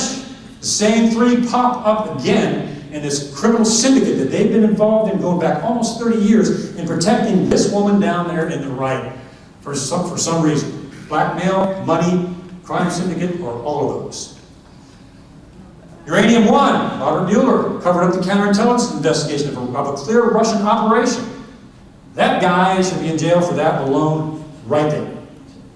We lost 20% of our uranium. Well, it never left the United States. Baloney, it went to Asia. That was a lie. It left the United States and it went to Asia. We don't know where in Asia, but we know it went to Asia. That's a big place. This is a criminal conspiracy by any definition. By any legal definition, this is a criminal conspiracy involving 4 people every single time. The same 3 people protecting the same criminal agent, Hillary Clinton. You can Google this. This is all out there in open source. It's all out there on the internet, in the libraries. It's right there. What I've done is tried to take a lot of complex information and put it right out there where you can put the dots together and see what the heck is going on. It's pretty bad.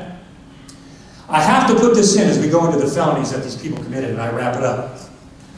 I have to put this in there because there's something even worse here. Not only have they destroyed our constitutional government, destroyed it. We're in a post-constitutional government now, sadly. We want it back. But we're in a post-constitutional government. But there's more than that. They are destroying the very fabric and foundation of our country, what we believe and who we are. Like this. Progressivism, of which she is the progressive princess, if you read the progressive doctrine, they believe that the Constitution is an old, outdated document, that it should be changed and modernized. They believe the First Amendment should be rewritten. They believe the Founding Fathers were a bunch of bigots who were behind the times. They believe that the Declaration of Independence should be eliminated and it's inaccurate. And they believe that the Constitution should be changed and government should have more of a more powerful role in the lives of Americans. That's what she believes. That's what progressives believe. She comes from, as some of you know, her philosophy from Saul Alinsky, who was an avowed Marxist. That was her mentor. She said it herself. Alinsky made the bizarre claim in his writings that, in his opinion, kind of the heroic figure, the most heroic historical figure of radicalism and overtaking of government was Lucifer. Read his writings. That was the ultimate rebel in the case of Marxism and radical ideology. There's a lot of occult activity. If you read, there's a wonderful book I endorsed out there called Killing Uncle Sam. If you read that, Rodney Howard Brown and Paul Williams trace essentially the New World Order all the way up into this, and it will blow your mind. I think there's over 2,000 references in there. That's why I endorsed it. It's called Killing Uncle Sam. You really need to read that. It gets into a lot of this. This one here, I'm not a politician, I'm not a culturalist, but she believes, and is pushing in the UN, the Population Control Council, abortion of unborn babies up to the 9th month of pregnancy.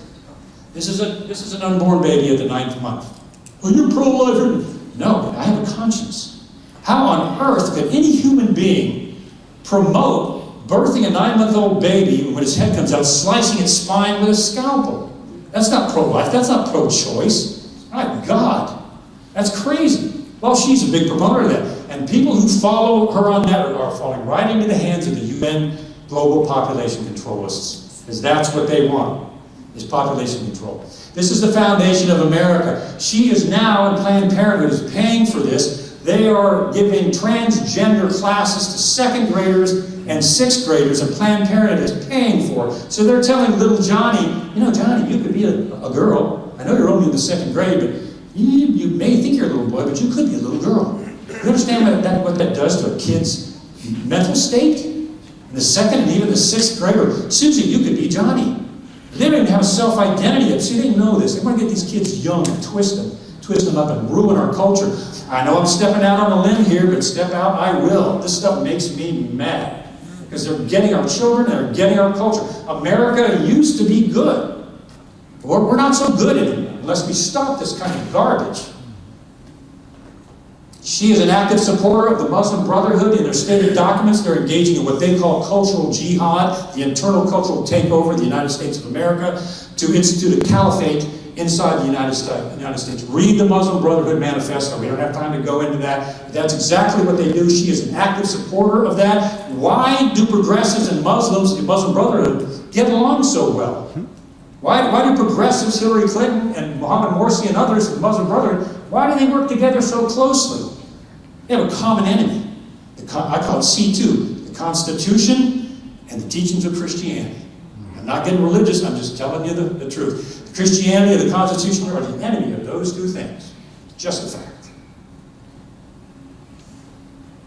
They don't like, even going back to the Soviet Union and communism, the one problem, and they even made the statement, the one problem the Soviet Union had with controlling the people was they said, we just can't do anything about those doggone Christians. Because they think they answer to a higher authority, and we can't control them. Well, this is the reason why they hate the church, and I'm talking, real church. That's why they hate them. They can't control them. They will not march to the lockstep of a tyrannical government. Most good religions won't do it, whether it's Judaism, Christianity, or any of the others that believe in a higher power over government. They're the enemy of government. They're the enemy of progressivism. And then we've got these characters. We've got the mainstream media, which that's a whole other lecture. They're backing all of this. All of this. Destruction of the foundation of our country in basic human nature and basic morals. And they know exactly what they're doing. You see this? Getting close to the end, so stay with me. Have you seen this? Just came out. This is the poster, not the poster child, no pun intended, of media deception. If you ever want to bring up a mental image of the media lying to the American people intentionally, this is it. Donald Trump looking at the crying immigrant child. What they're not telling you is this. The child was not looking at Donald Trump, he was looking at a Border Patrol agent as the agent arrested the child and her mother for crossing the border. They don't tell you that, it's not in the picture. The mother was deported in 2013, left her husband and her 3 children, took this child, abandoned her family, and crossed the border with this little girl. They don't tell you that. She left the husband and her children, as I said. They were taken into custody together, and they're still together today. They were never separated, ever. It is a huge lie. There's the actual picture. This is the picture that was taken. You can see the little child here. There's her mother being frisked down, and there's the Border Patrol agent. That's the actual picture. Compare that to what the New York Times just pumped out. That is media deception. And it's also a deflection from what is coming out about the FBI, the Clinton Foundation crime syndicate, and all these things that are breaking in this constitutional crisis are busting at the seams, and they're putting this out to deflect everybody away from this huge criminal scandal that's happening. And they're using the media, and the media, they know what they're doing, and they're willfully doing it. Now, you can see I got a little rat down there. There's a joke I like that I'll adapt to this. It goes like this. Why have scientists started using mainstream media journalists in laboratory experiments? Anybody know? There are certain things rats won't even do. Yeah. So when you want to think about media lies and deception, just remember this. And if you're trying to communicate this to somebody, a college student or other that's not getting it, see if you can just show them this. And come on, man, they're lying. They're trying to propagandize and deceive the American public. And some people that are sitting on their couches sprouting roots, they're buying it. It's bad. So, moving on, almost to the end. The DOJ IG report, I have to talk about this. I read this whole, I boiled this down to as high points as I can get. What's it all about? It was given to the FBI to review before it was released to the public, so the FBI could make changes in their own IG report. How do you think that went?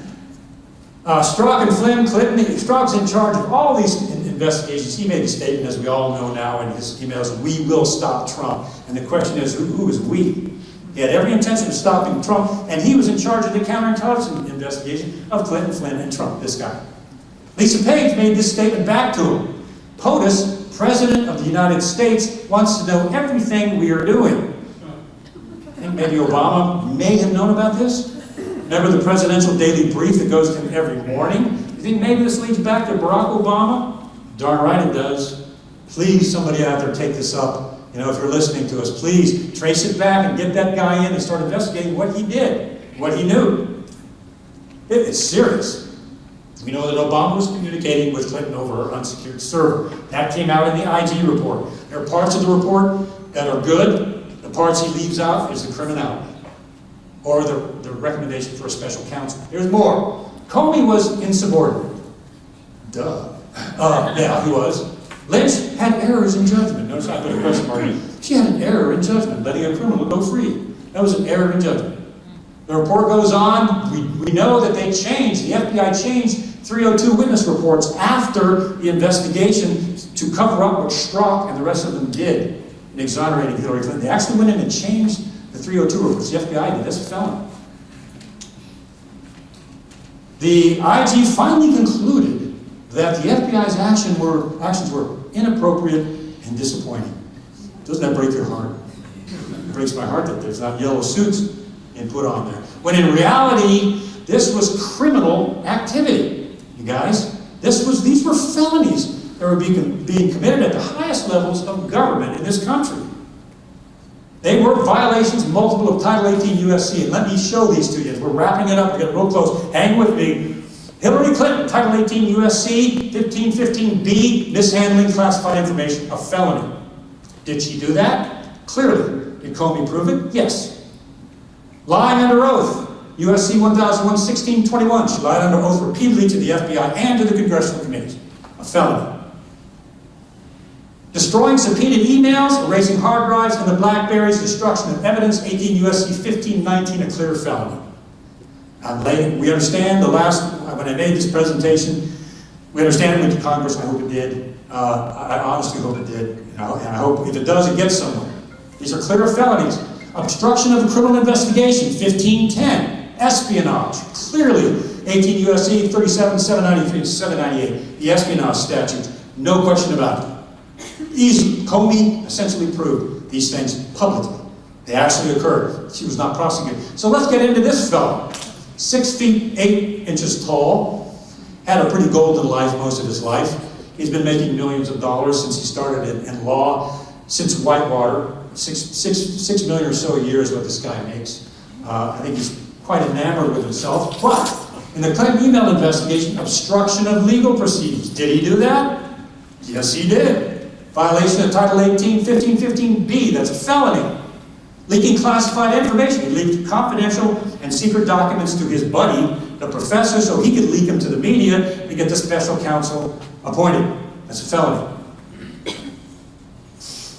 Lying under oath, he's done that twice, 1621 and 1001. And obstruction of justice in the Hillary Clinton email investigation. That is, in my opinion, one of his most serious charges. He obstructed justice in a serious espionage case intentionally.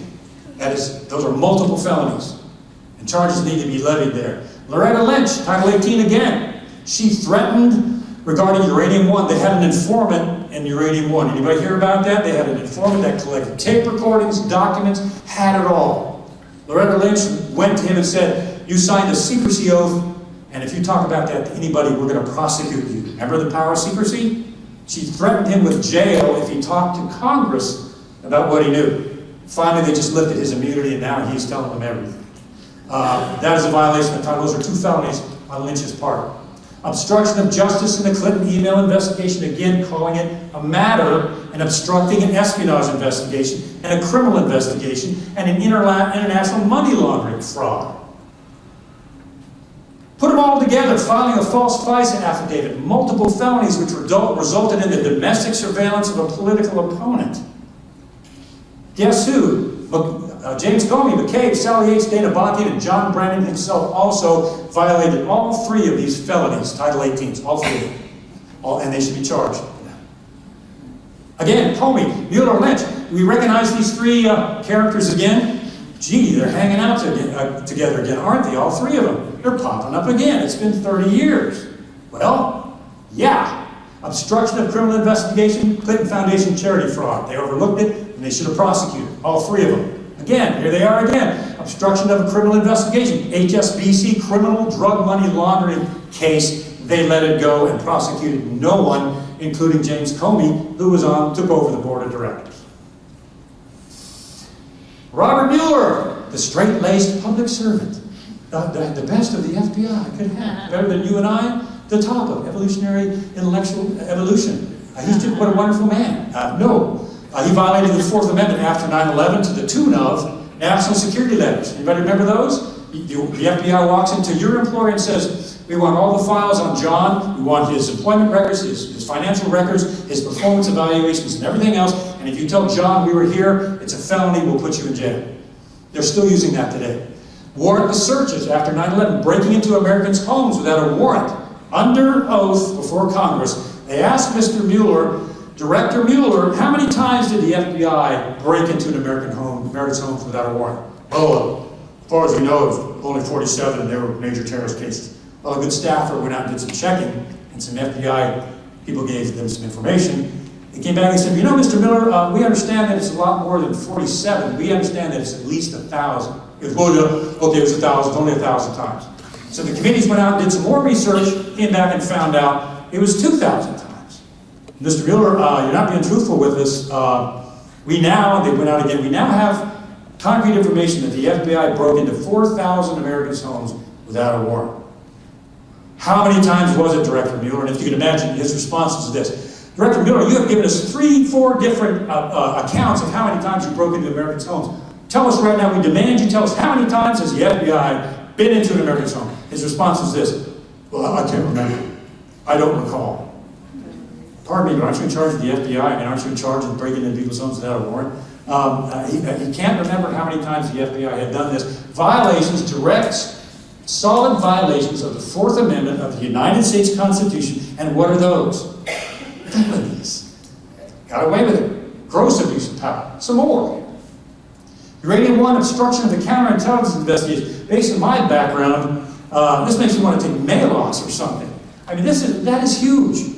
Obstructing a counterintelligence espionage investigation where Russia got a hold of 20% of our uranium. 20%, and it was a Russian operation. And this guy let it go. USC, 1510, felony. Is he squeaky clean? I don't think so. He's one of the 3 of the syndicate. HSBC cover, remember those arrows that I showed you connecting everybody together? He could have put HSBC officials in jail for 20 years or more for laundering drug money from South America, but he let it go. That's a cover-up of an obstruction of justice and cover-up of an investigation. 2 felonies, 18 U.S.C. 73 and 1510. See what I'm saying? These are clear felonies. These people need to be charged. And you can understand I'm somewhat passionate about this, being a recovering law enforcement officer.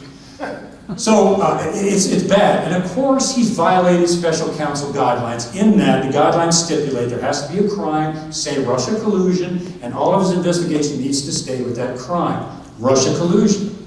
He's departed completely from both of those, and now he's investigating Cohen for his legal dealings, Manafort for his business dealings, Papadopoulos for slobbering his beer and saying something stupid, and completely off of the Russia collusion investigation.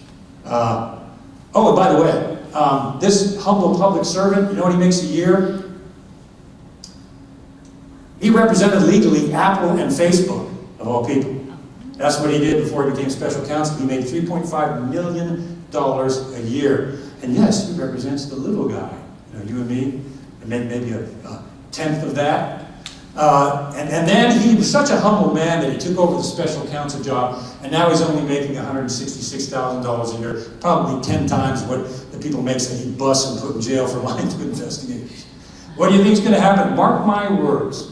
When Robert Mueller leaves special counsel, watch him go into his next job as special counsel for someone making $6-7 million bucks. Just watch. Just watch. They take care of their own.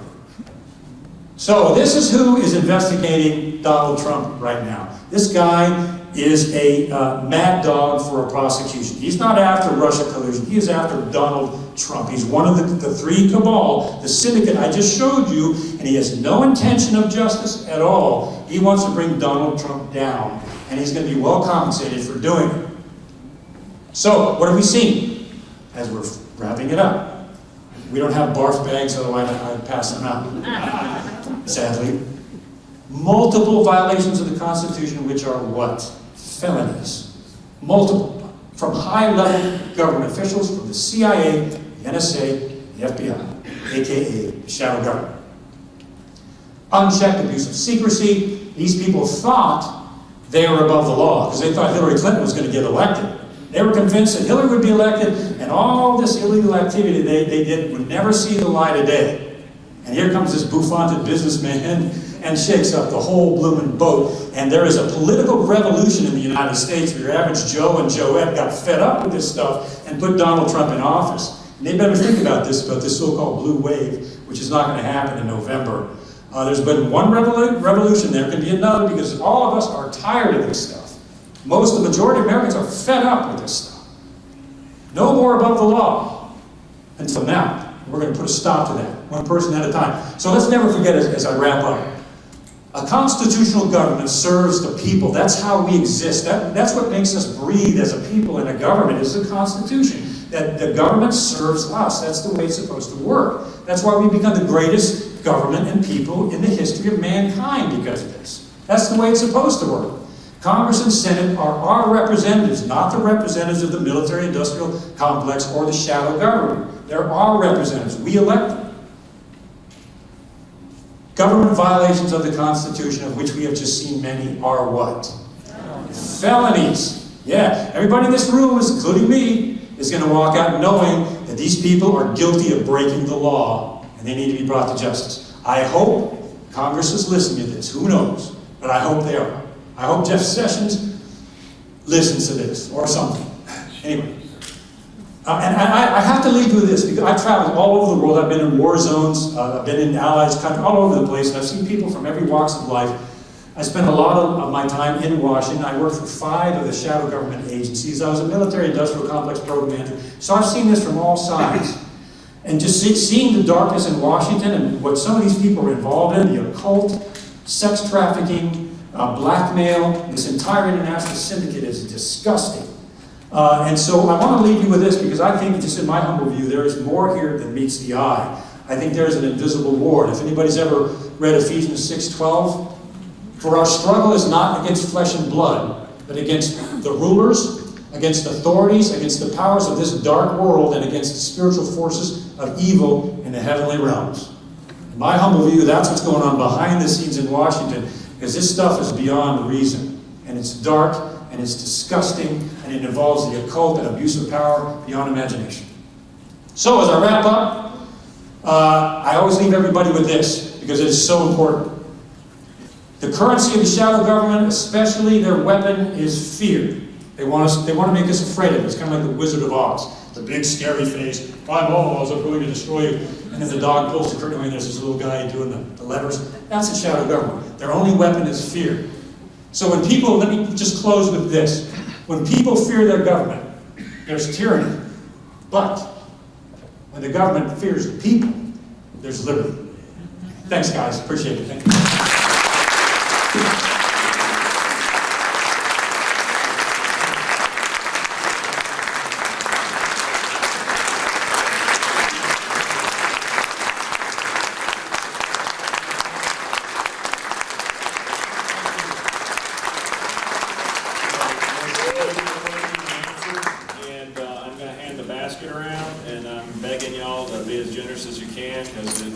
Cost me a whole lot of money to get it here.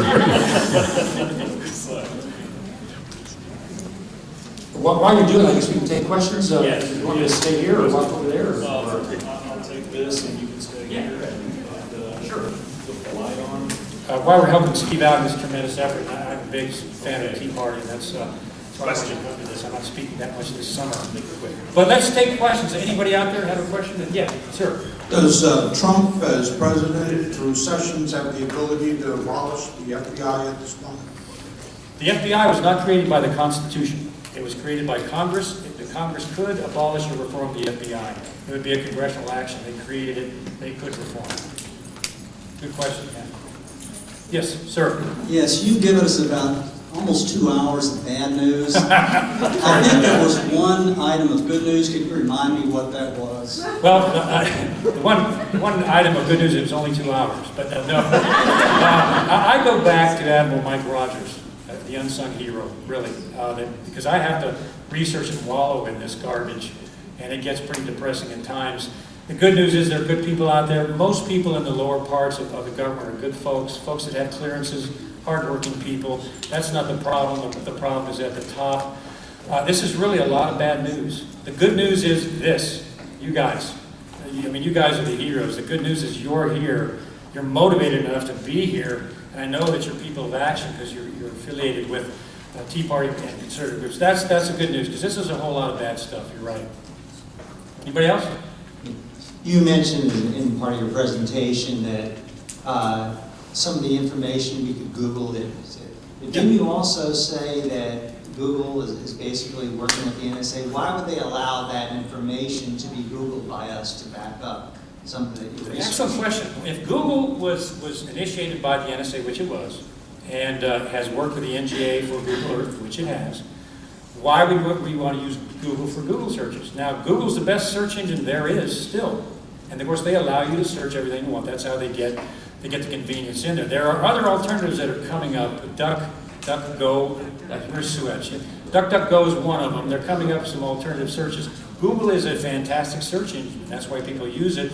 But the fact is, it was started, and its roots go back to the NSA, without a doubt. That's a good question, yeah. And they allow people to do it. That's what they do. It's convenience that causes us to give up our security, including our droids and our cell phones. Are they tracking us if we do that then? They're tracking all of us. The privacy is dead, yeah. Your cell phone is the best bug ever invented, and they can listen to you even when the thing is off, and NSA has been caught doing that. Yes, ma'am.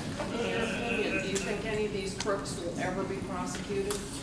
In my opinion, do I ever think any of these crooks will be prosecuted? I'm hoping that's one of the reasons I do this. If you would ask me that 4 years ago, I would say no. Now, I think there's a real possibility because this stuff now is out in the public. All these felonies and violations of the deep state. There are books about it now. Even Congress and Senate are talking about the deep state.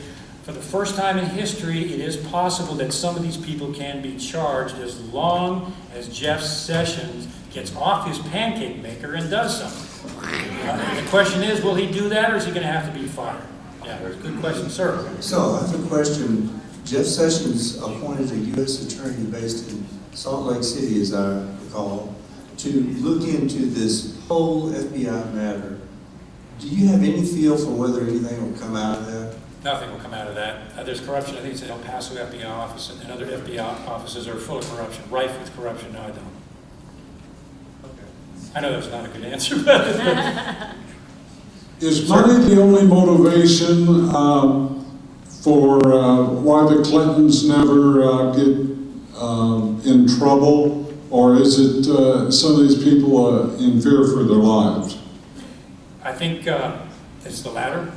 I think it's a massive blackmail network. I think people are in fear of their lives, and I know of actual cases where they are. And those threats have been carried out. One of the clearest cases is Vince Foster, with most of you know about. That is provable, the parts of that case that he was murdered.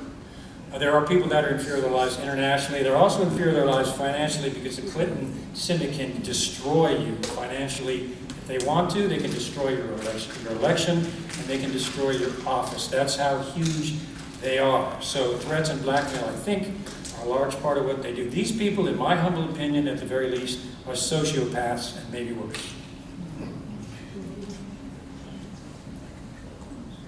Yeah, we got a question in the front here. Can we get two of them? Yes, I was wondering if the CIA or other government entities are involved in or profiting off of human and child trafficking. That's a big one. I have seen no evidence that the CIA is participating in human trafficking. There's a lot of evidence, ongoing and continuing, that they have participated in drug running, international drug running. Now you got to remember, the CIA is like a secret castle. It's compartmented, and everybody in there doesn't know what the upper levels are doing. So I have not seen that. I was in all 4 different directorates. I never saw anything regarding human trafficking. That being said, with the Clinton initiative in Haiti, their program manager was arrested for human trafficking, and she's in jail. I think she just got out of jail. She spent a light sentence. So on that side of things, yes, there is human trafficking. And the CIA, I never saw that. Before I ask my question, can we get these slides? I I missed the IG report, the first slide. That's what I was trying to get, and I missed it. Well, I can, if you give Sue or somebody your email address, I'll send you a copy of that particular slide, or I hold on to these for obvious reasons. Sure. I want to stay breathing. Sure. Although I've kind of stepped over that line already, but I can get you that. So with the Fed, the Federal Reserve was given its charter by Congress, and so theoretically they could revoke it. Yes. I don't hold my breath out, but what can we do as taxpayers and individuals? How do we fight this corruption? Yeah, I mean, I get that question hundreds of times, both after these messages and on the website. You know, what can we do to stop this freight train? The Federal Reserve being an example, the power is so huge over us that we can't stop it unless there is some kind of legal civil revolt. And I mean civil. I don't mean the way what the dark left side is doing now.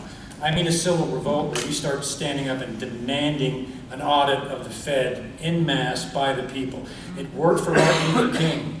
His whole movement was based on peaceful, nonviolent demonstration, and anybody that got violent, he threw him out of his organization, and it worked. I think that's what we need today in reference to this. We need to stay peaceful, we need to stay prayerful, we need to stay unified and activated, and then we can make a difference as he did. And that's the only way, because it is a monster. That's a good question, thank you. Was the election of Barack Obama orchestrated by Hillary Clinton, or was that a complete surprise to her? Barack Obama? Yeah.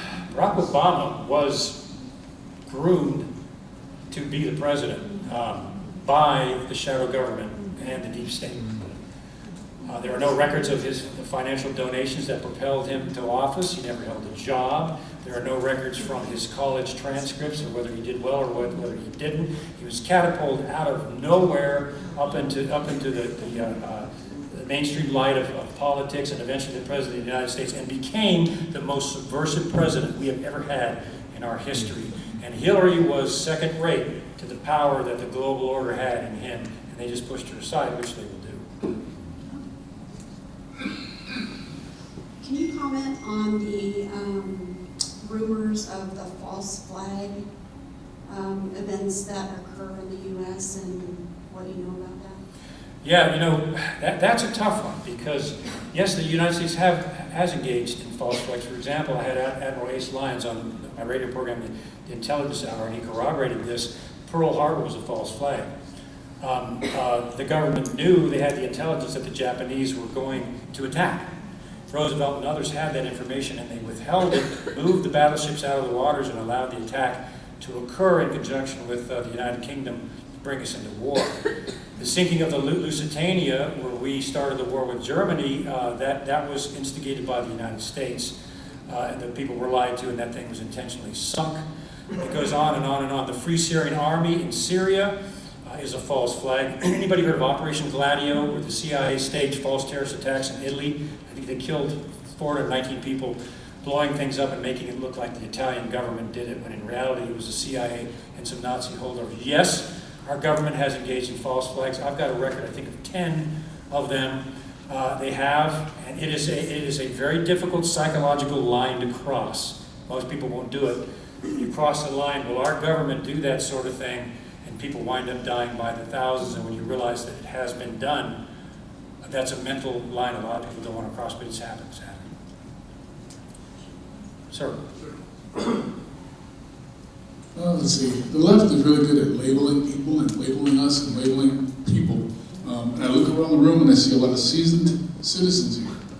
How do we reach the youngsters and change their perceptions as to what's going on? Because, you know, I've got cancer, stage 4, so I'm not going to be here. So I'm not going to be able to influence any youngsters and get them to see what the evidence is and what you're pursuing. Boy, what a great question. How in the world, excuse me, do we get this message to the young people that are going to be the politicians of the future, the lawyers of the future, the professors? How do we get to them, especially in the colleges? Because they have education, they own it.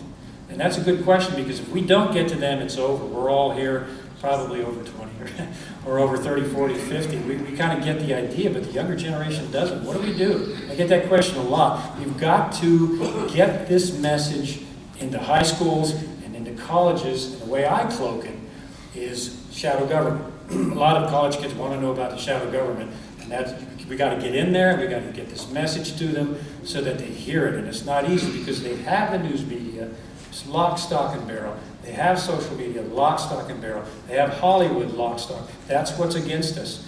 And that's one heck of a question because the answer is really tough. We've got to get the message to the young people. And I believe Jason Goodman, my friend over here, and by the way, he's on Patreon at Crowdsource the Truth 2 and PayPal.me. Jason Goodman, is that right? Or Crowdsource? Alternative media, and that's the reason I've got him there. He's live streaming this to, we don't know how many people right now. I guess internationally. 1,200 on YouTube right now, and many more on other platforms. 1,200 on YouTube right now as we're talking, and then many more on other platforms. That's how we do it. That's why I work with Jason. That's why I have him here, because I think it's our last hope, especially for the young generation. We've got to get to them this way. We've got to get to them over social media, and we've got to get to them over YouTube. Yeah. Sir? Do you have any further comment on Judicial Watch? I sure do. I'm glad you asked that. I'm a huge fan of Judicial Watch. It was Judicial Watch through an FOIA, Freedom of Information Act request, that broke the scandal of the Clinton secret server. It was Judicial Watch that got those first batch of emails. Man, if you're going to support anyone, and financially support Judicial Watch. They are a band of heroes. They're good, honorable, ethical men and women. They're attorneys, God help them, but they managed to make it through that. That's the best organization you can support. Yeah, thank you for asking. I'm a big supporter of Judicial Watch. Somebody asked a minute ago about how we get the young people involved. You've heard of him, I'm sure, Dinesh D'Souza? Yes, yeah. Have you ever thought about making his presentation into a movie? Yes. It's happening as we speak. I can't say much more.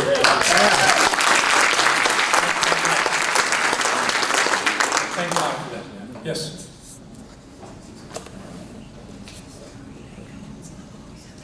I guess I have a comment and then a question. My comment is I just got back from the Republican convention as a delegate. And as was mentioned, you might as well have said it was geriatrics united. We have a problem in the whole conservative side. And I think one of the areas that we need to be emphasizing is what's going on in our school districts and in our community colleges. I know that I'm talking to my school board member about curriculum and what's actually going on. We're all interested in how our schools are administered. We need to get into how our schools are teaching our children. Yes, absolutely. And the doctrine of the indoctrination that's going on. Right. Bullseye. Absolutely. Thank you. Here's my question. Yes, please. Here's my question.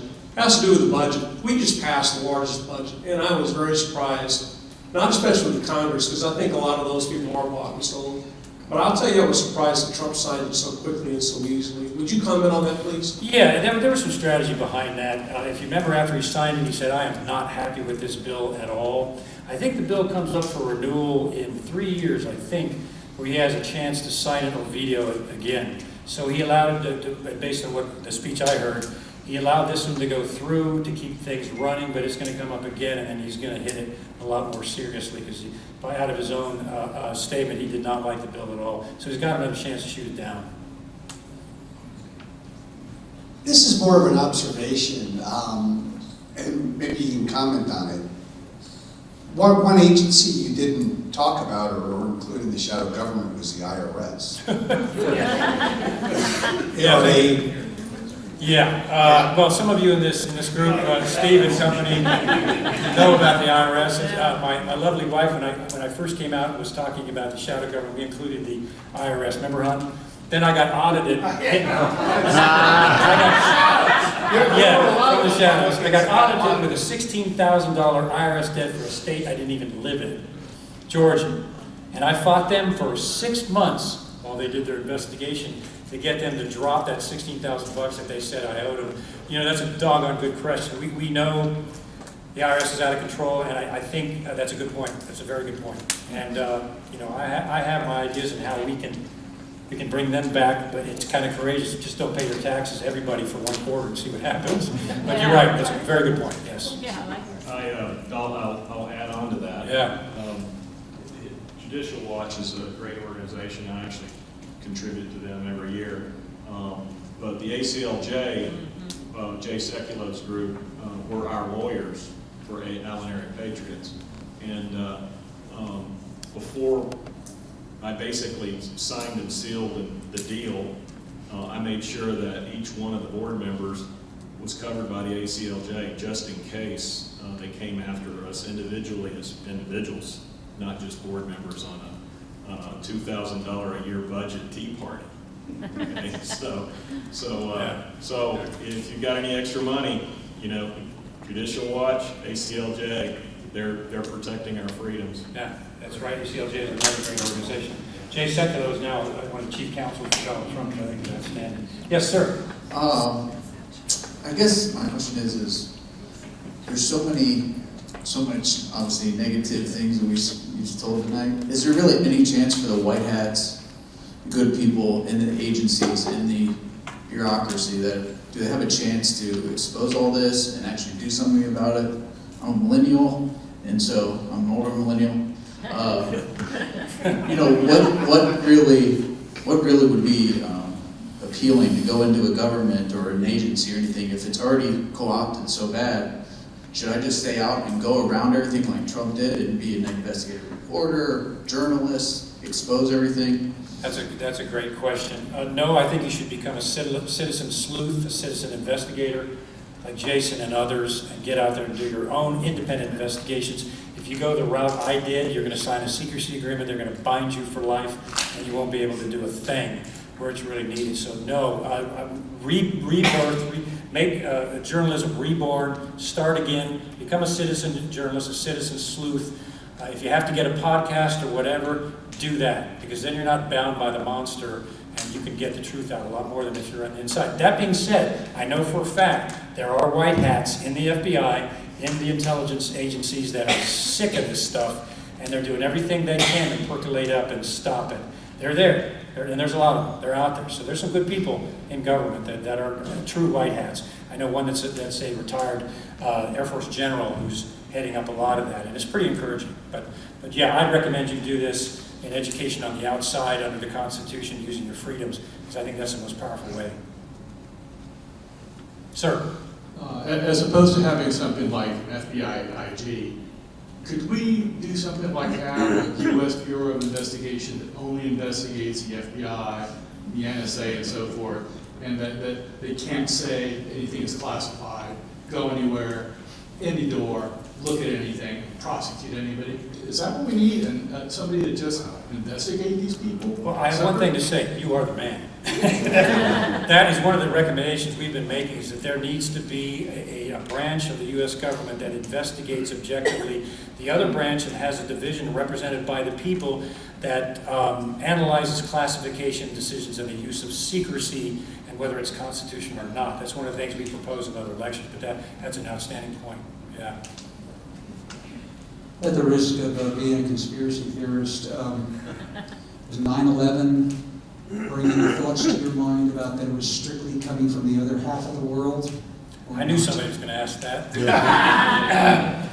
Let me put it this way, and just coming from an analyst point of view, and I've done a lot of reading about that, there are things about 9/11 that do not add up. I think there's about 70 different things that were not addressed in a 9/11 Commission report that are either erroneous or don't add up. That is a certainty. What happened? Something really out of the ordinary happened. That was not just a terrorist attack. It was highly out of the ordinary. Tower 7 coming down without a plan. There's just so many things. We're going to do a radio broadcast. You have to be careful with this. It is so complex, and you have to study it so much so you stay in balance. But in my humble view, there's some things that do not add up that are quite concerning.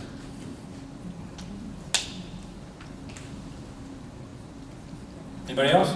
Yes, ma'am, way in the back there.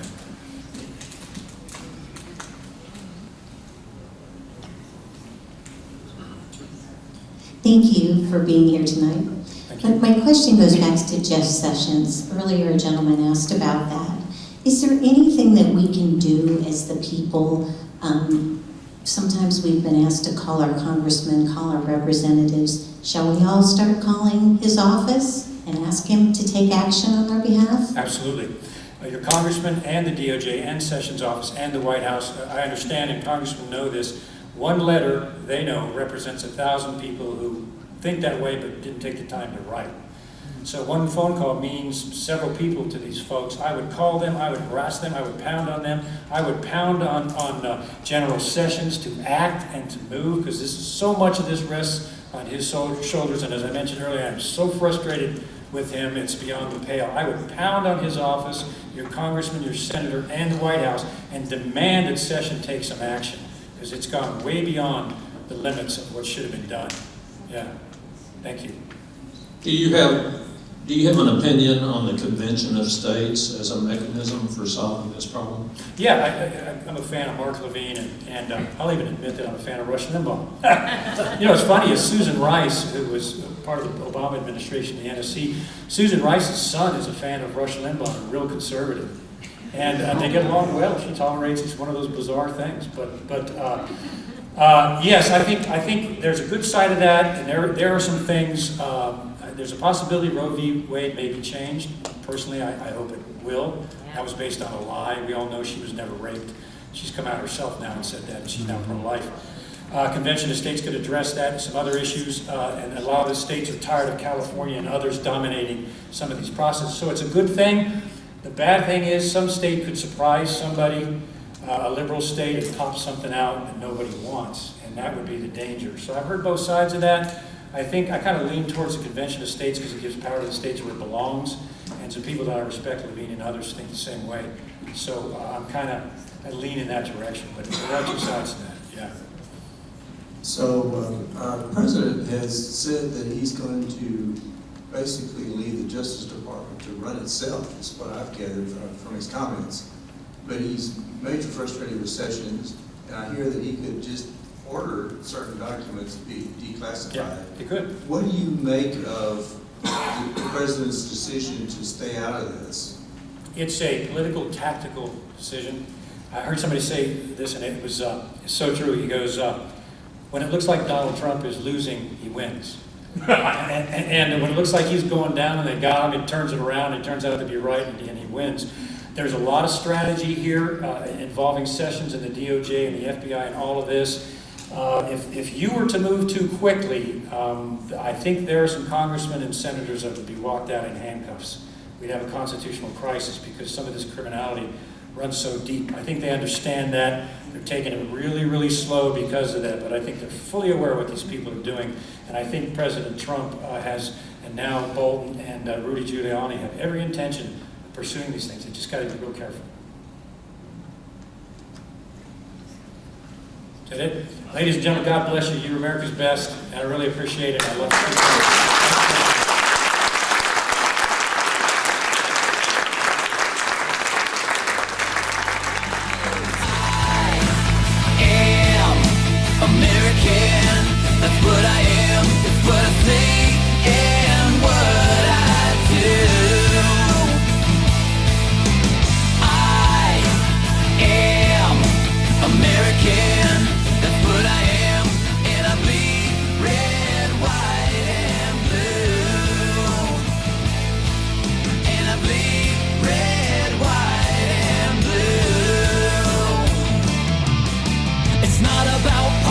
About what's right. We are American. Taking back our country, come and join the fight.